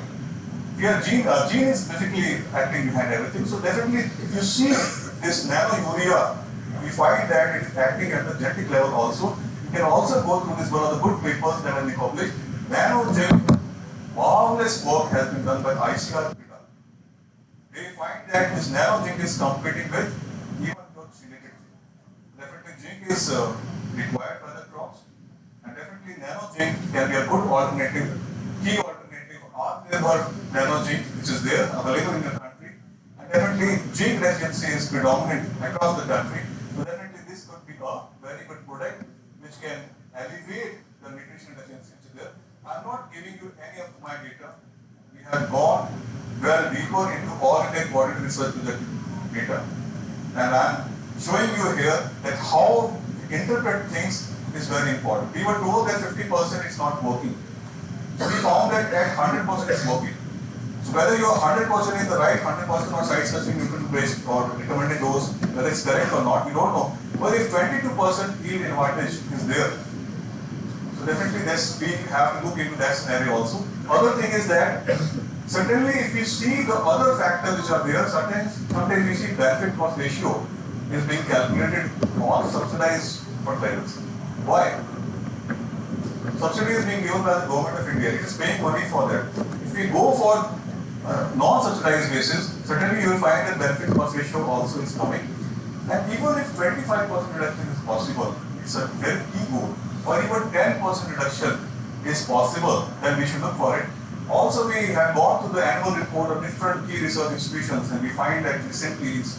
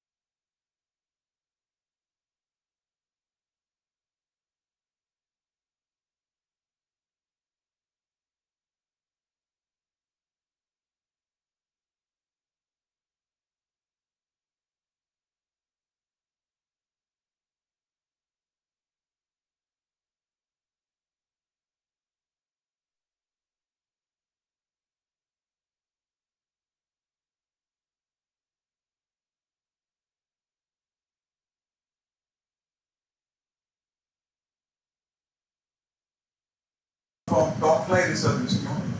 They have been after nano urea for long. Now after 2 season trial data, they say that 7 to 13% yield increase is possible. And other study they say that proline content, it remains low.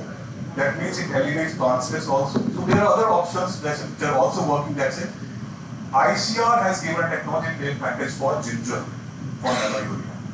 I don't know whether you were knowing it or not, but certainly ICR has given technology package for nano urea and also for turmeric.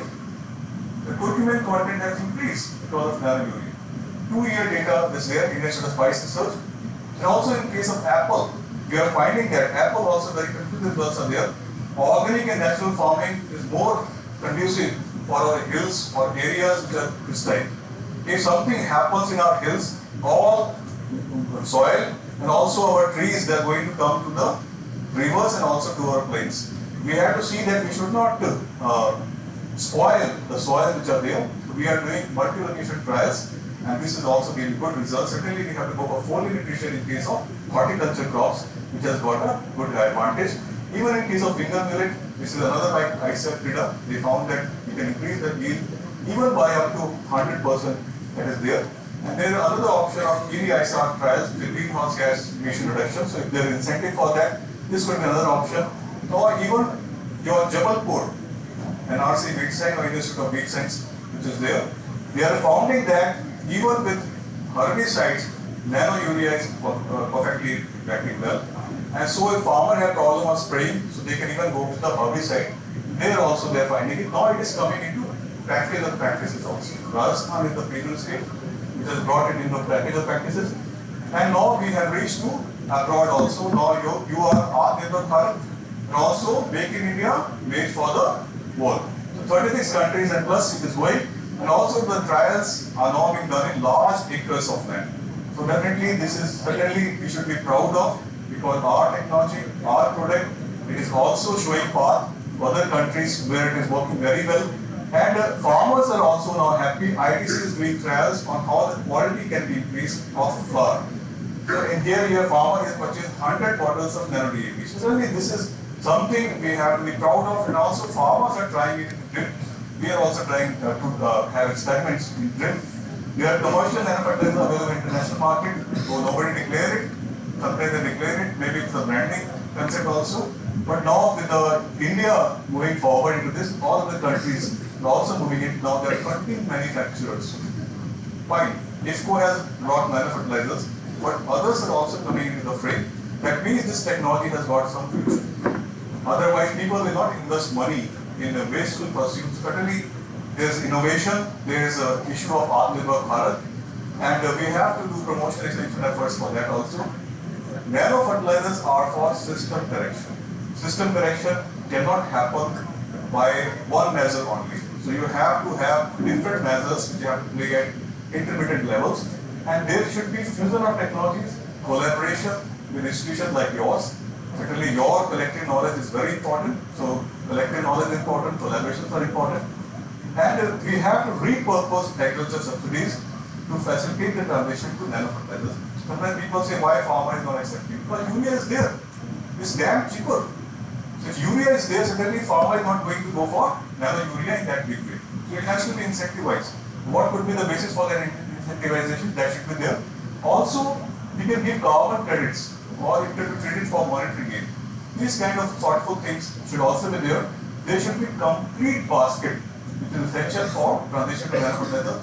Let us not go for straight nano fertilizers. We should have mix or combination of balanced nano fertilizers. So ultimately, I'm very thankful to all of you for listening patiently. But last day, Rome was not built in a day. There were steps and procedures. And we have worked in that direction. There is a collective knowledge. Farmer is not willing to go for very knowledge-based product. Certainly the task of the scientific community to make it facilitate things for the farmer, so that he adopts, he accepts this thing, and ultimately we get something on our food planet which is without any contamination. Thanks a lot. Thank you for listening. Thank you very much, Dr. Singh. It would be better if you could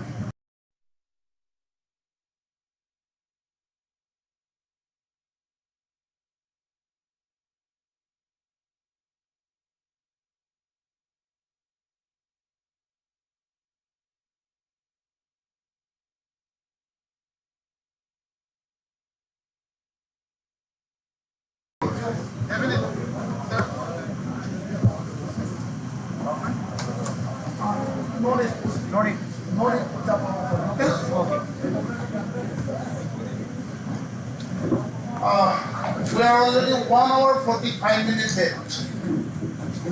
So I will try to complete my lecture within 10 minutes.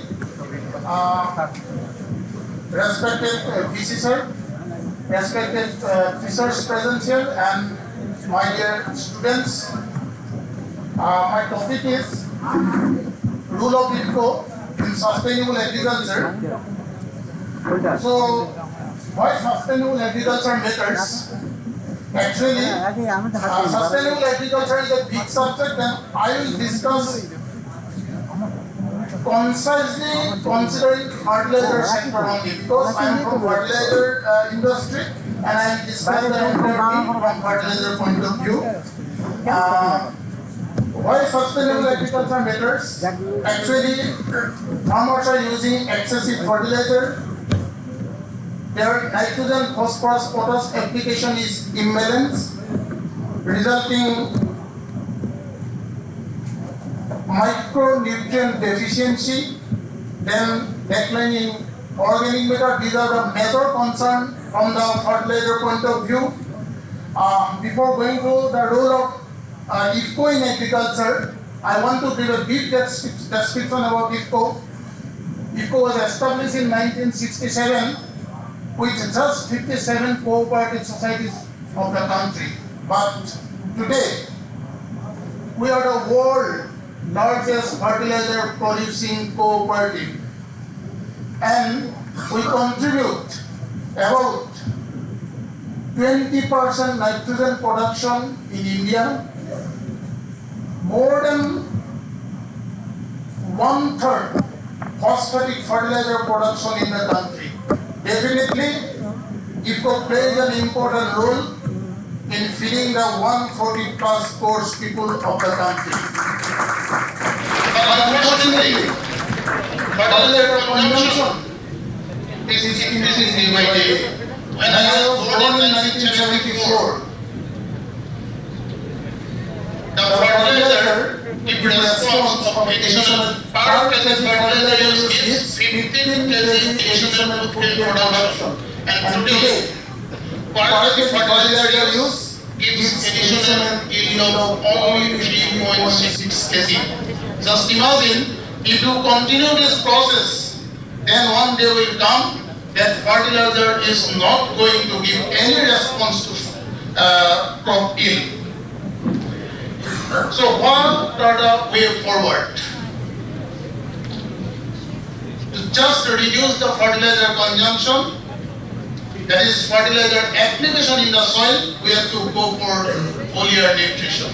This is the major part. If you can increase the foliar nutrition, definitely you can reduce the soil application of fertilizer, then addition of organic matter, then conservative agriculture, and nano fertilizer, which is already elaborately discussed by Dr. Torunendu Singh. Fortunately, IFCO provides all these products. We have wide range of products, water soluble fertilizers we have for foliar nutrition. We have biofertilizers to increase the fertilizer use efficiency.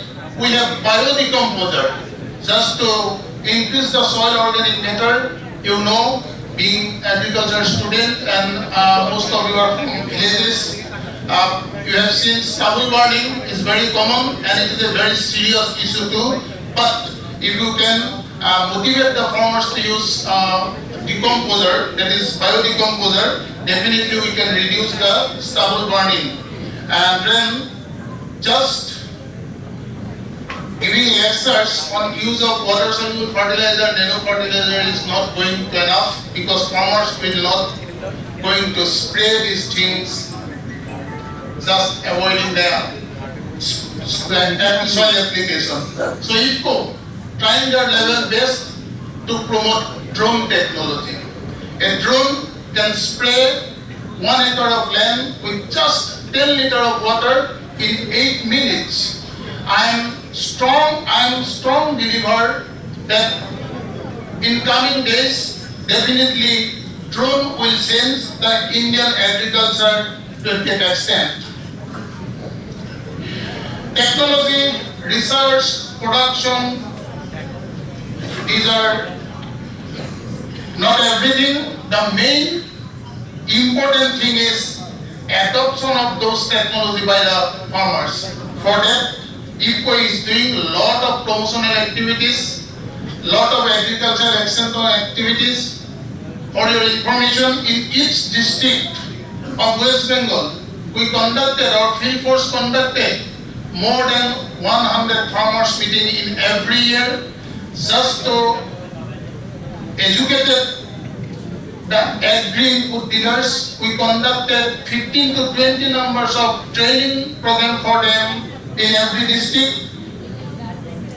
and also various promotional activities and demonstration at farmers field and law.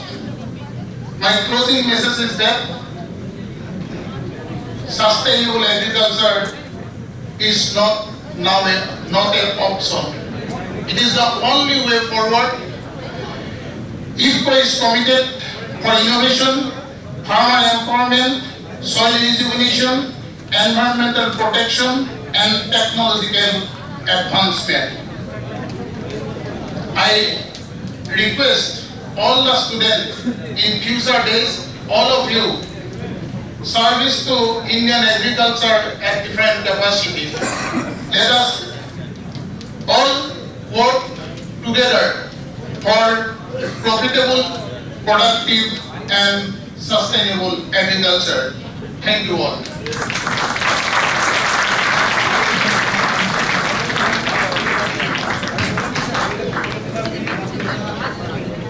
Big thanks to Dr. Prakash Datta from IFCO.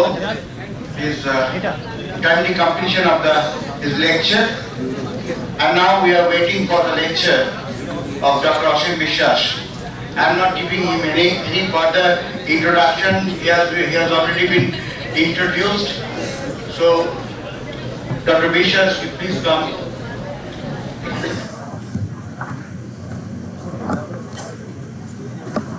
I am not giving any introduction, but his topic is measuring soil health using technologies. We are talking about soil fertility evaluation, and so we have lots of study materials have been provided to our students, but he is doing this in a modern techniques. So please, Dr. Vishwas, you start your lecture. Thank you very much. Thank you, my teachers, my seniors, my colleagues, my friends and juniors. I'm not going to say the convener and others because I feel like I was a student here 20 years ago. So I'm here to talk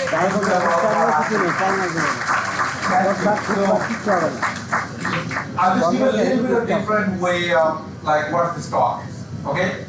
So I'll ask you a question. When you go to a doctor, what doctor does? Doctor find your problem, or doctor asks you to go get data, get a blood test, get a different kind of things. If that doctor is not enough, then blood test, X-ray, MRI, and other things. What happens? What doctor works for that?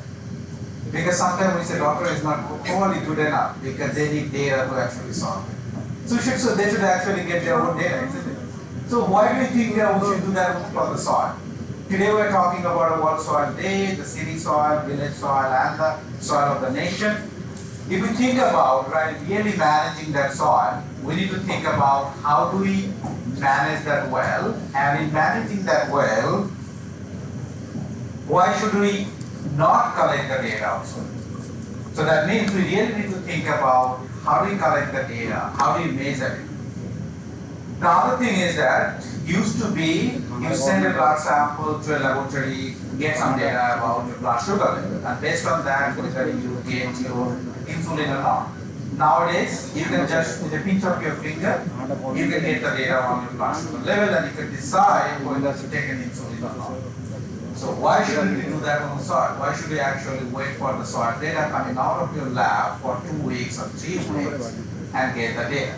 So that's why I just wanted to give a little bit of overview of what we have been doing in using technology, how we are adopting technology to measure soil health. So I don't want to talk about the importance of soil and why we are doing that or importance of soil health, but one thing I should say that even on all different levels, like whether it's a EU soil law, just a couple of weeks ago it's been announced, FAO, USDA, even the investment that government of India made on the soil health card, it clearly say why we should actually put our soil health status.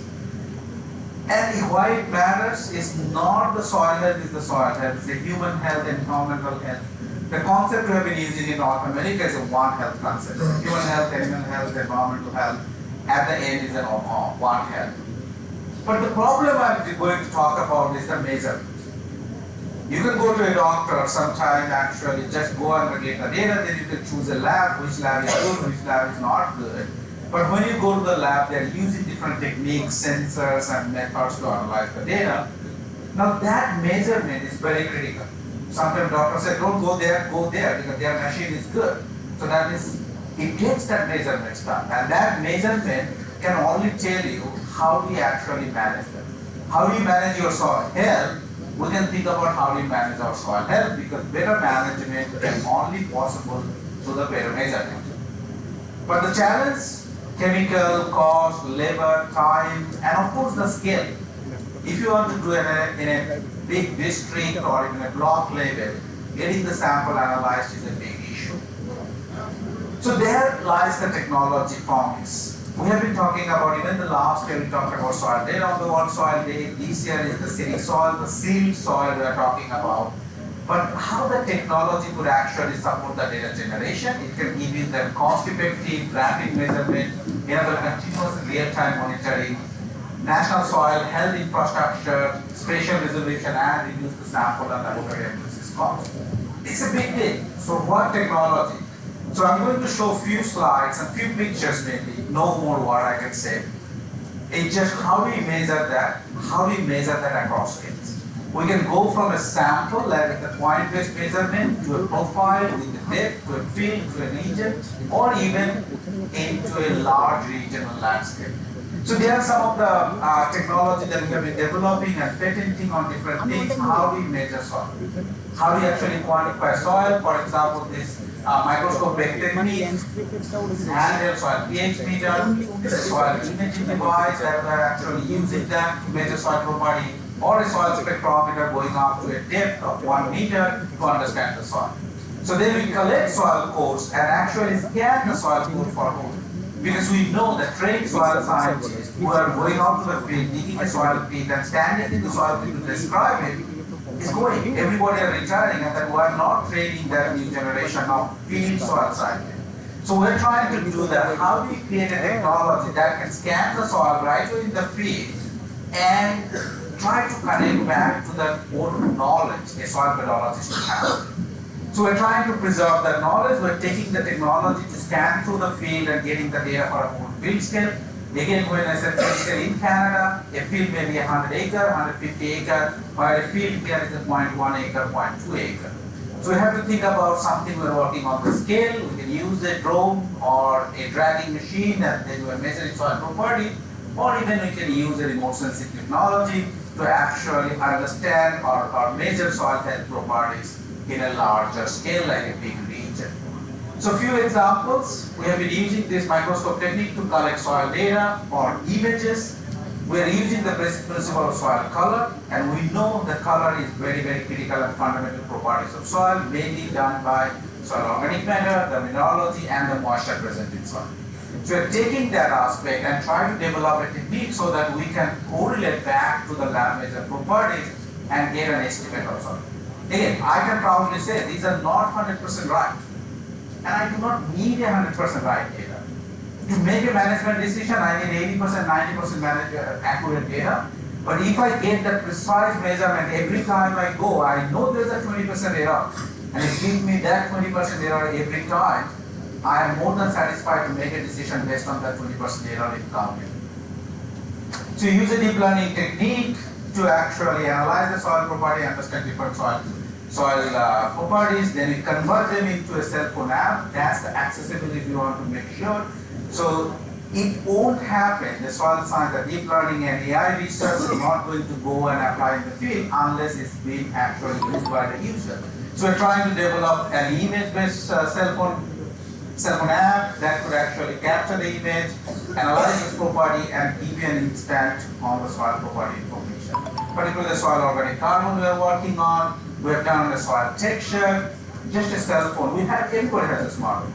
And probably smartphone is smarter than us. No, I think we're smart. So we use that smart technology with a handle technique, very small box with a light control so that we can control the lighting of your images. If you can control that, then analyze the property. It takes a photograph, analyze, and even if you don't have your cell phone connection in the field, It preserves the data when your cell phone connected area, shows back to the server, and server sends you a message, what is your soil property information. We not only use soil texture, soil organic carbon, one of this map we have done is not only measure right there, it actually looks at, let me see if this one runs. Can you click on this one? Just there's a video, little video. What is it? Oh, no. Just click on the video. Yes. So what this video does is actually measures the lighting condition. Whether you're sitting inside the room or outside the lab. So you're looking at the illumination. It captures your camera lens and it measures the lighting condition. Once the lighting condition is done, asks for is it dry, moist and all. You can measure that. Once you select is connected back to your geolocation of your cell phone, wherever you measure, it gets the data, you put that, you can pick an image or take an image in the field. Once the image is done, it processes the image and it gets you the data. Then you can, as you're walking through the field, you can get multiple images within seconds if the data is being preserved, and you can get a list of points. Once you get the list of points, again, it converts that into a map. So you can see a couple of those images done and then uploaded predict. Then you can come back to a generate map. It gives you a digital soil map. So that means at the end of the day, you can see the general trend of your field. Again, it doesn't have to be 100% accurate. I'm not saying, but the relative variation within the field is very easily identifiable. From one field to another field, you can do that. So then, not only the carbon texture, we have done the nutrient estimation. Again, once we extract the soil nutrient, we analyze with the soil spectrophotometer like that. And in this case, we're using a cell phone camera to capture that color. That color being actually calibrated against the originally developed color. Once this color is done with an unknown soil sample, we can measure. So this is soil nutrient status. The other one is the whole range of soil properties we're trying to do with the spectroscopy, which is nothing but a shooting a light and see how much of a light coming back from the soil. We're using different handle techniques. One of the large projects in Africa have been doing. We're releasing that one on the farmer's hand using a local language. And even not only language that you have to type, you can actually interact voice in your own language. That's the AI-based text-to-speech software we're using. We developed that. Once we soil profile collect each of the points, we can actually measure the soil property using the spectrophotometer. And once we get that spectrometer, we build a large database so that next time I don't have to have a lab measure data. So this is about 10,000 soil samples we measured in the lab using the spectroscopy, build a soil spectral database that can measure soil properties. We're going in the depth as well. Sometimes the spectrometer could actually go down to a bigger depth. As it goes to every centimeter, we can scan the soil and get the spectroscopic variation. Once that spectroscopic variation is there, we can predict not only the two-dimensional, but we're almost looking at a three-dimensional space. So three-dimensional space, we can actually develop a 3D model. So how the soil organic matter variation or soil properties variation is going on within the field. So then, those are the particular point. How do you actually take it back to a larger scale? So this is, we're working out with the EM38 like that, and these are the points we collected soil samples. Once we analyze them, we look at the variation of soil salinity across the depth, and then we converted them into a three-dimensional structure. It's just like when you go to an MRI scan, it does a slice-by-slice scanning, and that scanning then you combine together to get a three-dimensional view. And that scanning we're talking about every slice of that images, every whether 1 meter pixel or 5 meter pixel or voxel actually. So it's a three-dimensional space, we can see the variation. And actually we're adding a different direction, which is the fourth dimension of time. So X, Y, Z, and T. When we look at that multiple time, we can see how the soil salinity is moving across the field and affecting your crop. That's the fourth dimension we're looking at. So we can take that three-dimensional vision. Now this is a field scale. How do we take it on to the larger scale, like a whole region? We're using a satellite images like Sentinel-2, extracting different features, satellite features like spectral indices and the spectral band ratios. Then we are predicting for the larger area over multiple times. That really helps us to look at what is the situation of the soil salinity of the larger area. At a regional scale, we drove across hundreds of kilometers at different places to do the soil sample, develop a model with the remote sensing data and the topographic data. We try to predict soil salinity over a larger area, both salinity and the uncertainty. Anytime we work on that, we know that this is 100% not accurate, so we're going to quantify and make sure our uncertainty is quantified as well. Now, the last one I just want to talk about, we are measuring soil property at multiple scales. We can talk about, but how do we actually do a scale transfer? Whether it's a 0.1 acre land or versus a 100-acre land where we are actually doing that. So this is an example. We looked at about 11-hectare area at McGill University. So we had 148.1 meter depth visible and near infrared spectra. Out of that 148 location, we took 32 soil profile. We extracted the soil profile, divided into every 10 centimeter images, and every 10 centimeter soil sample, and measured them in the lab. So I have a 32 profile with lab data, 148 without lab data but the spectral data. Then what we did, we take that 32 with the profile data and the spectral data, we develop a model. Once we develop the model, we predict using an AI and ML, like PLSR, machine learning technique, then we predict back to the 148 locations. Now, how do we actually intensify scaling up that process from 38 point to 148 point? Once we have that 148 point, we develop the map for the full field. That being said, I just want to finish here.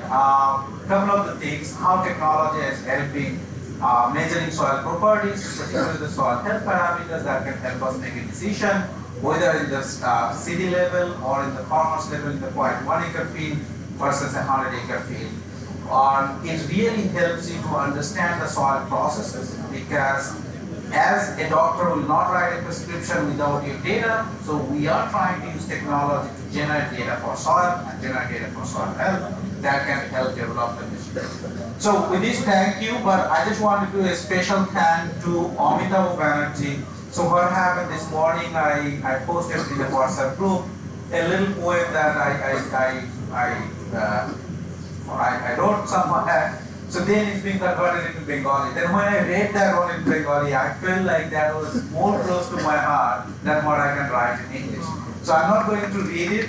So Mani, Vishu Mani Diwas, 2025. Thank you very much. Really nice to talk to all of you.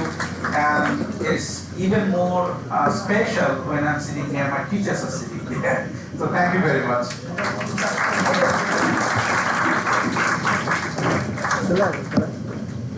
It's a beautiful lecture and completed in a very, very precise timing.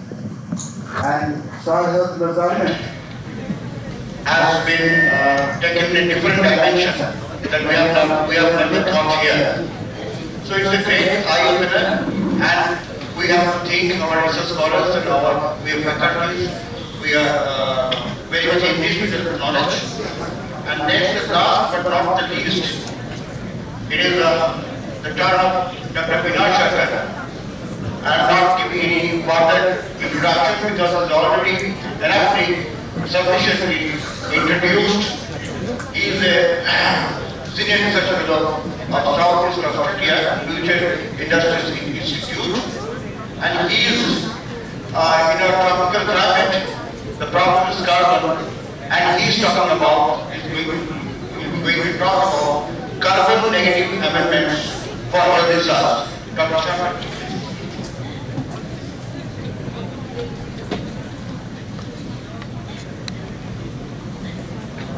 Thank you.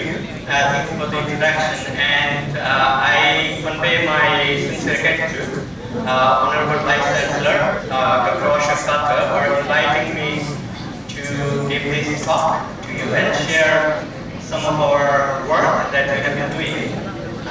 So I come from UNI South Australia, and as you can see, I have written here in brackets Adelaide University, because our university will be known by this new name in about a month's time. So Uni South Australia is combining with University of Adelaide and making Adelaide University. So I have a very small group of PhD students and postdoctoral researchers based at the Future Industries Institute of the university, where we basically work on soil-based or land-based negative emission technologies. So in next few slides, I will try to explain to you what that negative emission technology, what we mean by that, and what different things we do in that space. So this is kind of setting the background of the issue. I think most of us in this room will agree that climate change is a big issue, and as soil scientists and having this event on the World Soil Day, we all know that soil carbon, we often say that soil carbon is the key to soil health or soil quality, soil fertility. All the functions in the agricultural space that soil provides, organic carbon, soil carbon is the key to that. Now, according to the United Nations reports, so every year they publish a report and they again and again tell the same thing. They say that we have now crossed the tipping point of crisis. So we must act now. We must do something now. Now at the same time, simultaneously, agriculture is indispensable. Agriculture, food production is inevitable to feed billions and billions of people across the globe. Now, on average, agriculture accounts for at least 1/3 of the greenhouse gas emissions. Looking at the scenario in Australia, Australian agriculture emits 18% of the greenhouse gases. And we have other issues, soil degradation. We have heard from our previous speakers tonight that soil degradation is a big problem. And in Australia, at least 50% of our agricultural land are degraded by soil acidification. Australian farmers spend almost $1 billion every year only for buying agricultural lime and applying that to soil. So you can understand the depth of that issue. So increasing productivity in that degraded land and at the same time mitigating the greenhouse gas emission, cutting the greenhouse gas emission is like a problem of dual source. So how we can deal with that? So greenhouse gas emission, global warming, we all know that is an issue. So conventionally, we know that one way to mitigate that problem is consume less fossil fuel. For example, apply less chemical fertilizers, go for natural farming. You drive your electric car or hybrid car instead of petrol-run car, all these things. So that is one way of cutting emission, reduce the greenhouse gas emission. Now, as I said, as my talk title said, negative emission, carbon negative amendments. So what is the negative emission? Now, think about our country, India. Here, we are still developing for industrial sector, agriculture, for everything. And we cannot stop consuming fossil fuel in next 5 to 10 years. If we do that, our growth will stop or at least slow down. So we cannot afford not using fossil fuels immediately. We have to continue our growth. So that means we will be emitting carbon dioxide. Is there a way then to remove that carbon dioxide from the atmosphere, remove it, hold it from the catch it from the atmosphere and put it somewhere where it can stay for a very, very long time? Now when I say long time, I am meaning sequestration, and that should be for decades, for hundreds of years, or millions of years. And we are lucky that we have several of those natural things, including soil, including ocean. If we can remove carbon dioxide from the atmosphere and put that into the soil, put that into the ocean, it is going to stay there for very, very long time in a stable form. Now, in this negative emission technologies, there are several ways to do it, including afforestation and reforestation, the carbon capture, so biological energy consumption and carbon capture, then enhanced rock weathering, direct air capture, ocean fertilization. So these are the names, kind of a list of technologies which are able to remove carbon dioxide from the atmosphere and put them into different kind of things. For example, in case of afforestation, carbon is put into biomass, into forest trees, into woods. Enhanced rock weathering, I will explain about this little more in my upcoming slides, how that works and how we can achieve removal of carbon dioxide from the atmosphere and put that into soil. And at the same time, supply some nutrient elements to crop plants. Then ocean fertilization is another one. You spray some carbon capturing materials on the ocean to stack carbon from the atmosphere. So mostly I will be confining my talk today on this technology, enhanced rock weathering. Now how does that work? It is very simple.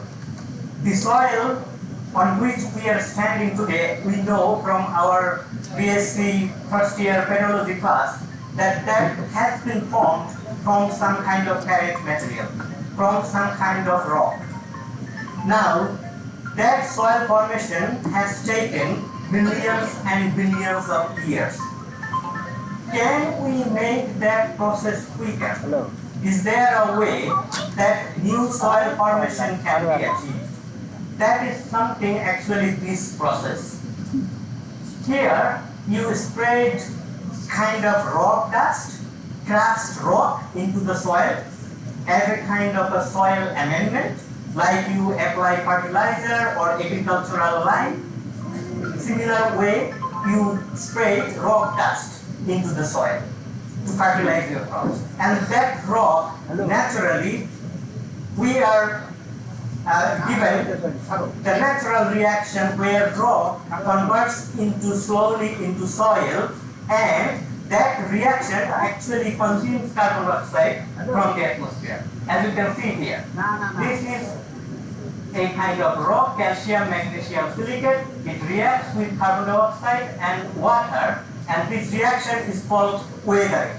So the natural weathering has been going on in our planet from the inception, but that has been very slow. Here, we call it enhanced rock weathering because we are increasing the rate of that reaction, increasing the rate of the soil formation. How? We use smaller particle size of rock. As I said, rock dust or crushed rock. So, we increase the reactive surface area of the rocks in a huge numbers. And as a result, when we apply that small particle size rock in this rhizosphere, we know that rhizosphere is a hot spot of microbial activity. So we have water, we have lots of microorganisms, and we have a huge reactive surface area of the rock. That actually triggers the reaction, and what usually we understand that soil formation will take place in millions and billions of years. We actually can achieve this weathering reaction and effective removal of carbon dioxide from the atmosphere within a single crop season, like 4 months, 6 months, 1 year. So it is possible to remove significant amount of carbon dioxide from the atmosphere by spreading simple rock dust in the soil in agricultural time scale. We do not need to wait for the geological time scale. And down the course, these rocks produces different types of products like calcium, magnesium, this bicarbonate. So this gaseous carbon dioxide is getting converted to aqueous bicarbonate, anion. and some silicic acid as well. And this bicarbonate can deposit in the soil as calcium carbonate, depending on the soil pH and soil chemical conditions. Otherwise, these reaction products with rainwater, with leaching water, they can move across the soil profile. They can reach to the groundwater. They can transport from one place to another through surface runoff, reaching to the nearby creek, nearby canal, nearby river, and ultimately to the ocean. So you think if we can do that at a large scale, we can send these reaction products, calcium, magnesium, bicarbonate, into the ocean eventually. And that helps reducing the ocean acidification as well, and captures more carbon in the ocean as well. So the carbon dioxide mitigation pathways by this technology, enhanced rock weathering, as far as I have discussed, is through this inorganic carbon capture pathway, where these rock particles participate in reaction with carbon dioxide and water and produces this reaction products. Because we are producing alkalinity or bicarbonate, it increases the soil pH. So therefore, it helps to mitigate the soil acidification problem that I first mentioned in my first slide. So it helps to mitigate the soil acidification, and we get permanent sequestration of calcium carbonate, which is the inorganic pathway of carbon capture. Now, it plays a big role in the organic carbon sequestration pathway as well. How? Because you imagine we are actually introducing some primary rock into the soil, rock dust. They are primary minerals.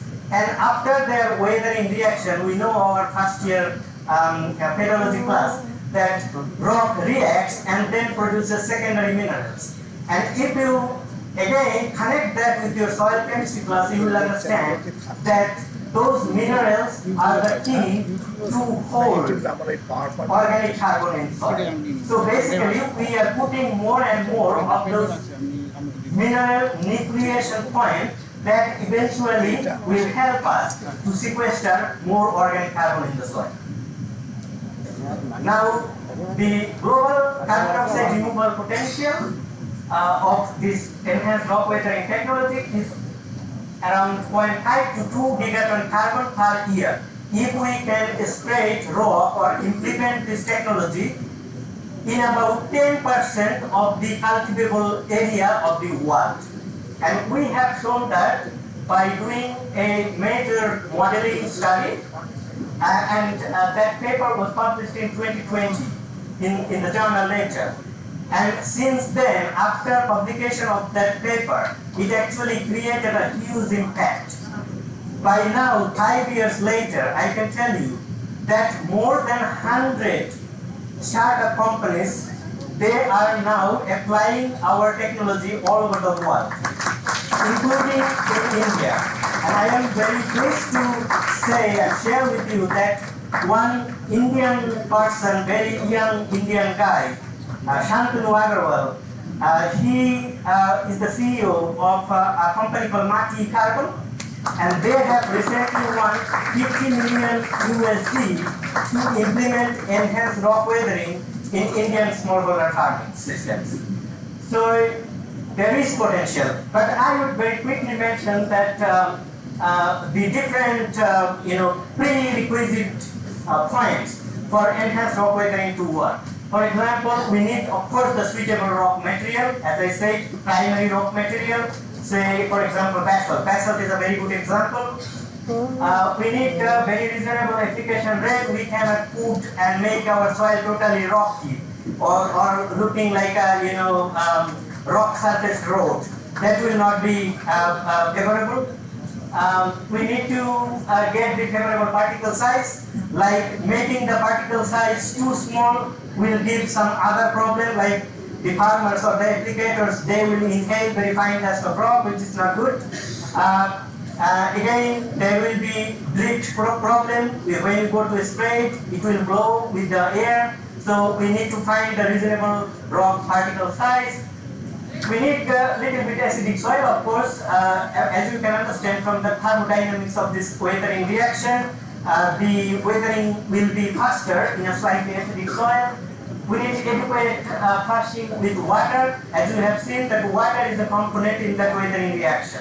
So we need rainfall, adequate rainfall, and our region, especially here, we have adequate rainfall. It's tropical region, temperature is high, we have adequate rainfall, so the reaction will be favorably occurring here.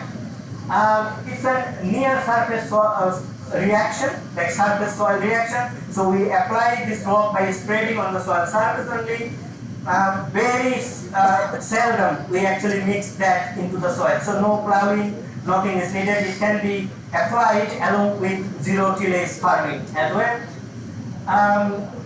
The measurement, recording and verification, and this connects very well to my previous speaker, my friend, Professor Vishwa's talk, that the technology, right technology to measure how much carbon is actually being sequestrated. So my group at Adelaide University, we do contribute to that scientific aspect, fundamental science aspect as well.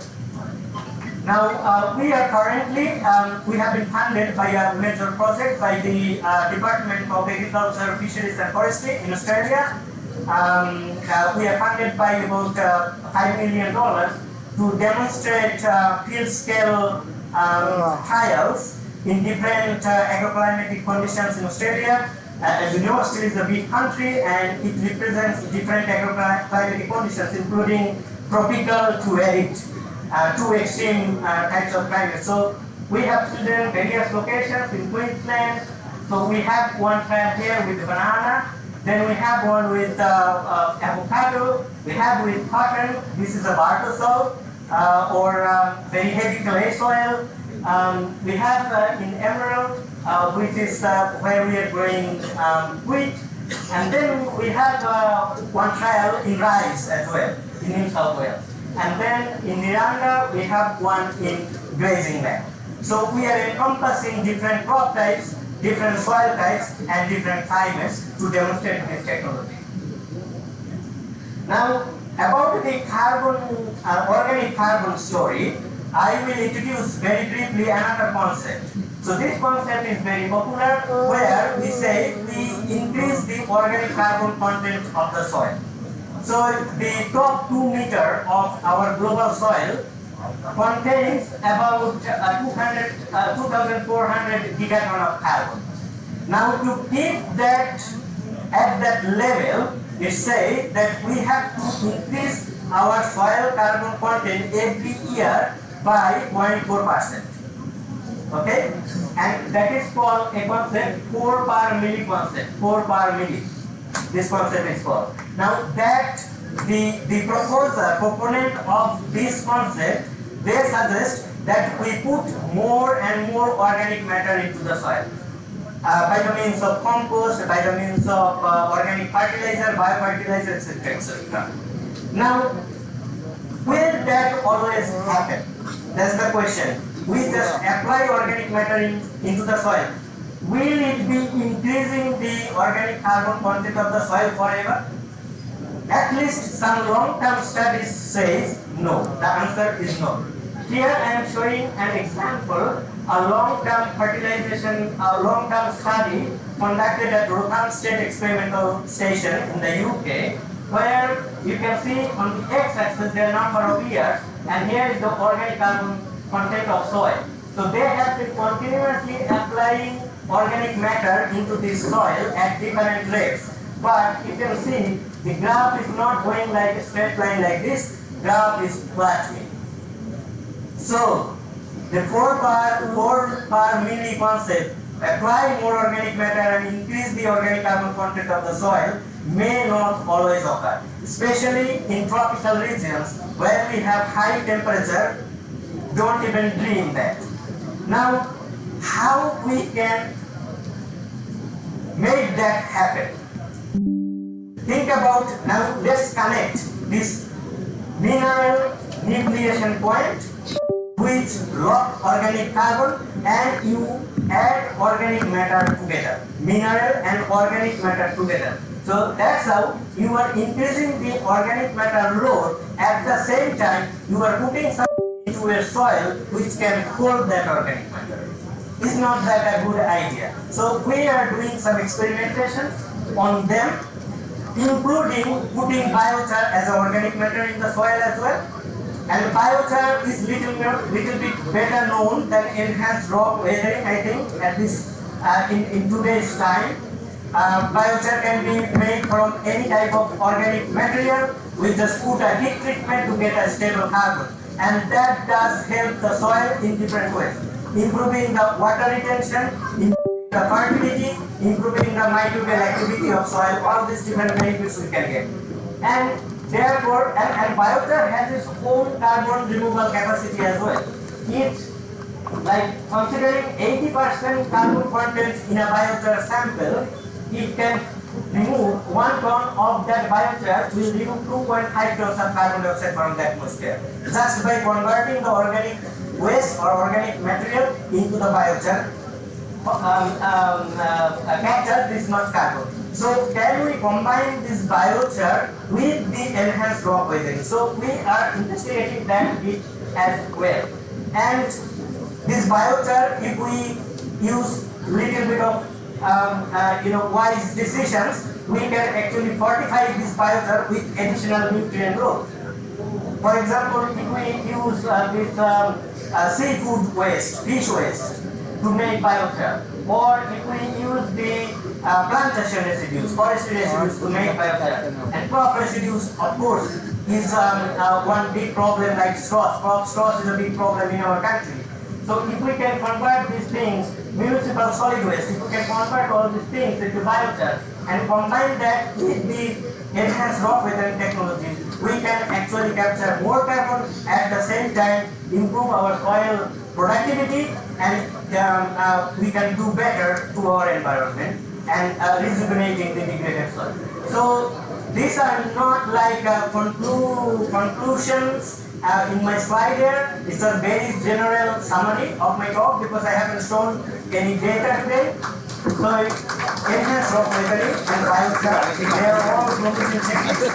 And I am very pleased to announce today that with one of our colleagues here at BCKB, Dr. Khanil Murmu. So with him, we are one of his PhD students actually has started some trial with rice and sorghum, and also I think rice and mung bean in one rotation and sorghum and legume in another rotation.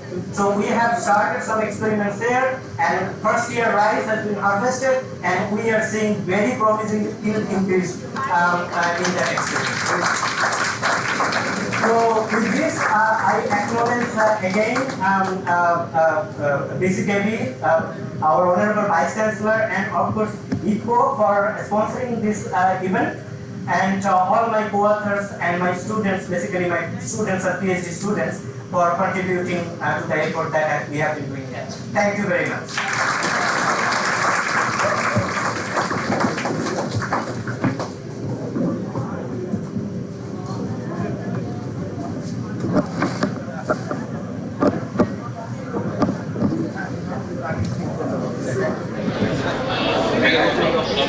For educating us about the novel idea on atmospheric carbon capture. So, by this time, we have come to the end of today's program. So, respected Mrs. Vice Chancellor, Professor Babu, the former Vice Chancellor, Professor Shoda, BCKB, scientists, industry experts, family members, and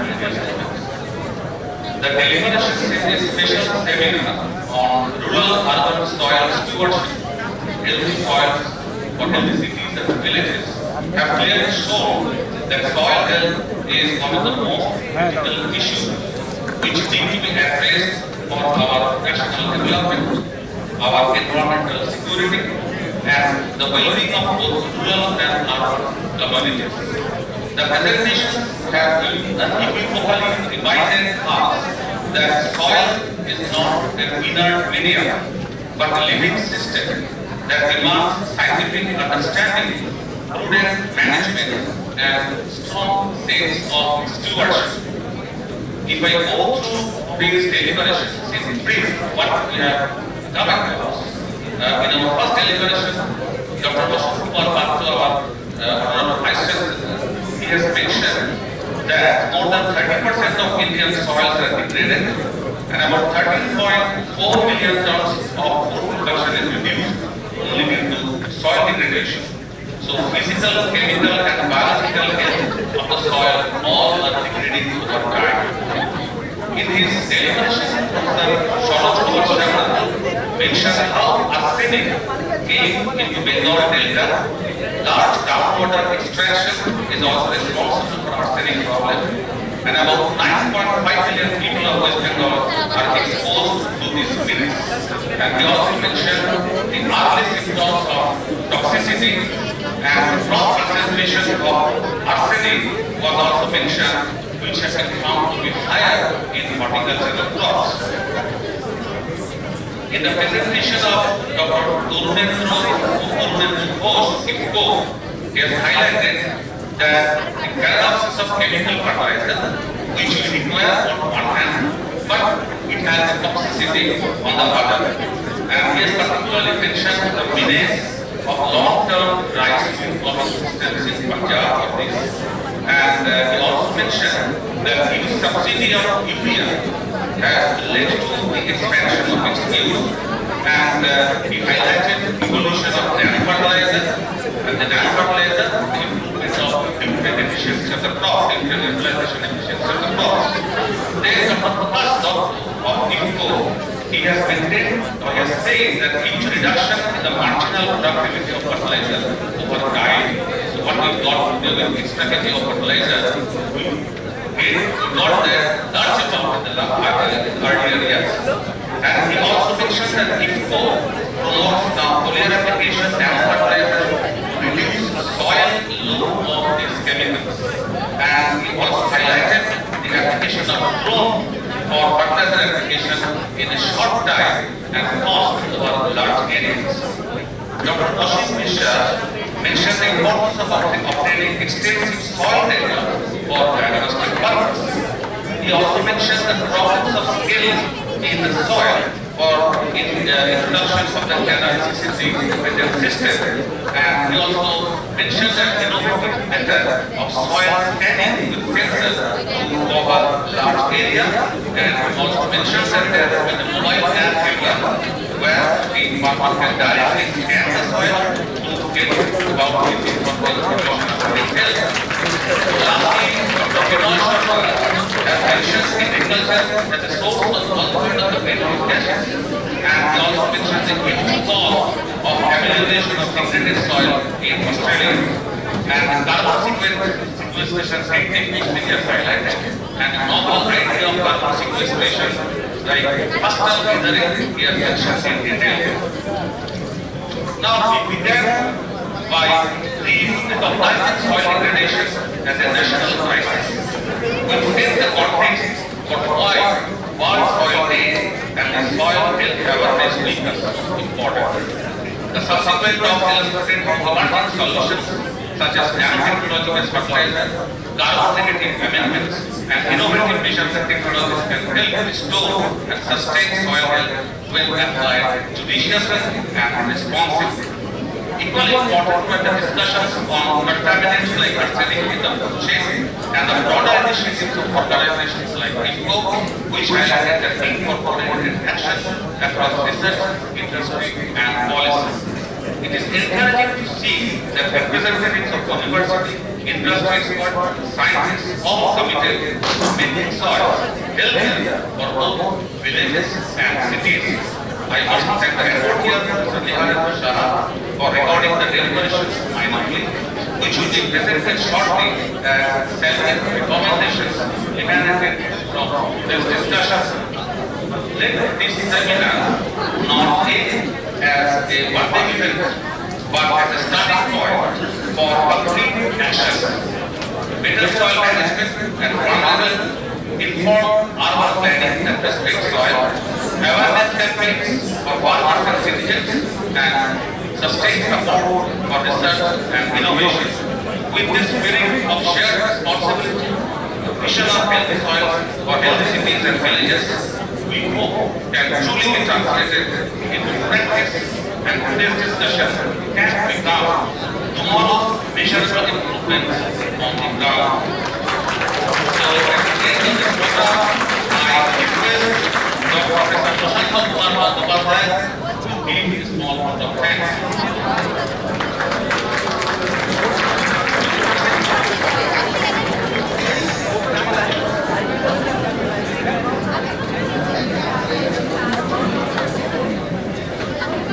Ladies and gentlemen, it's my profound privilege to propose the vote of thanks. First and foremost, I extend our deepest gratitude to our honorable Vice Chancellor, Vidhan Chandra Krishi Vishwavidyalaya, for Presidency Association. Our heartfelt thanks to Dr. Karunananda Singh, Dr. Prokap Datta, and all the IPO personalities for Presidency Association and sponsoring this occasion. A special word for appreciation for our ex-Vice Chancellor, Dr. S.K. Sanyal. Dr. Ashim Mishra and Dr. Binoy Sarkar, the two distinguished foreign international speakers, I acknowledge and I appreciate their lecture, and we are very much thankful for that. I also convey my thanks to all faculty members, scientists, directors, teams, research scholars, students. Please stay for some few minutes and end up the program of national anthem. Please. Just for 5 minutes. सबके fail करिए दाओ।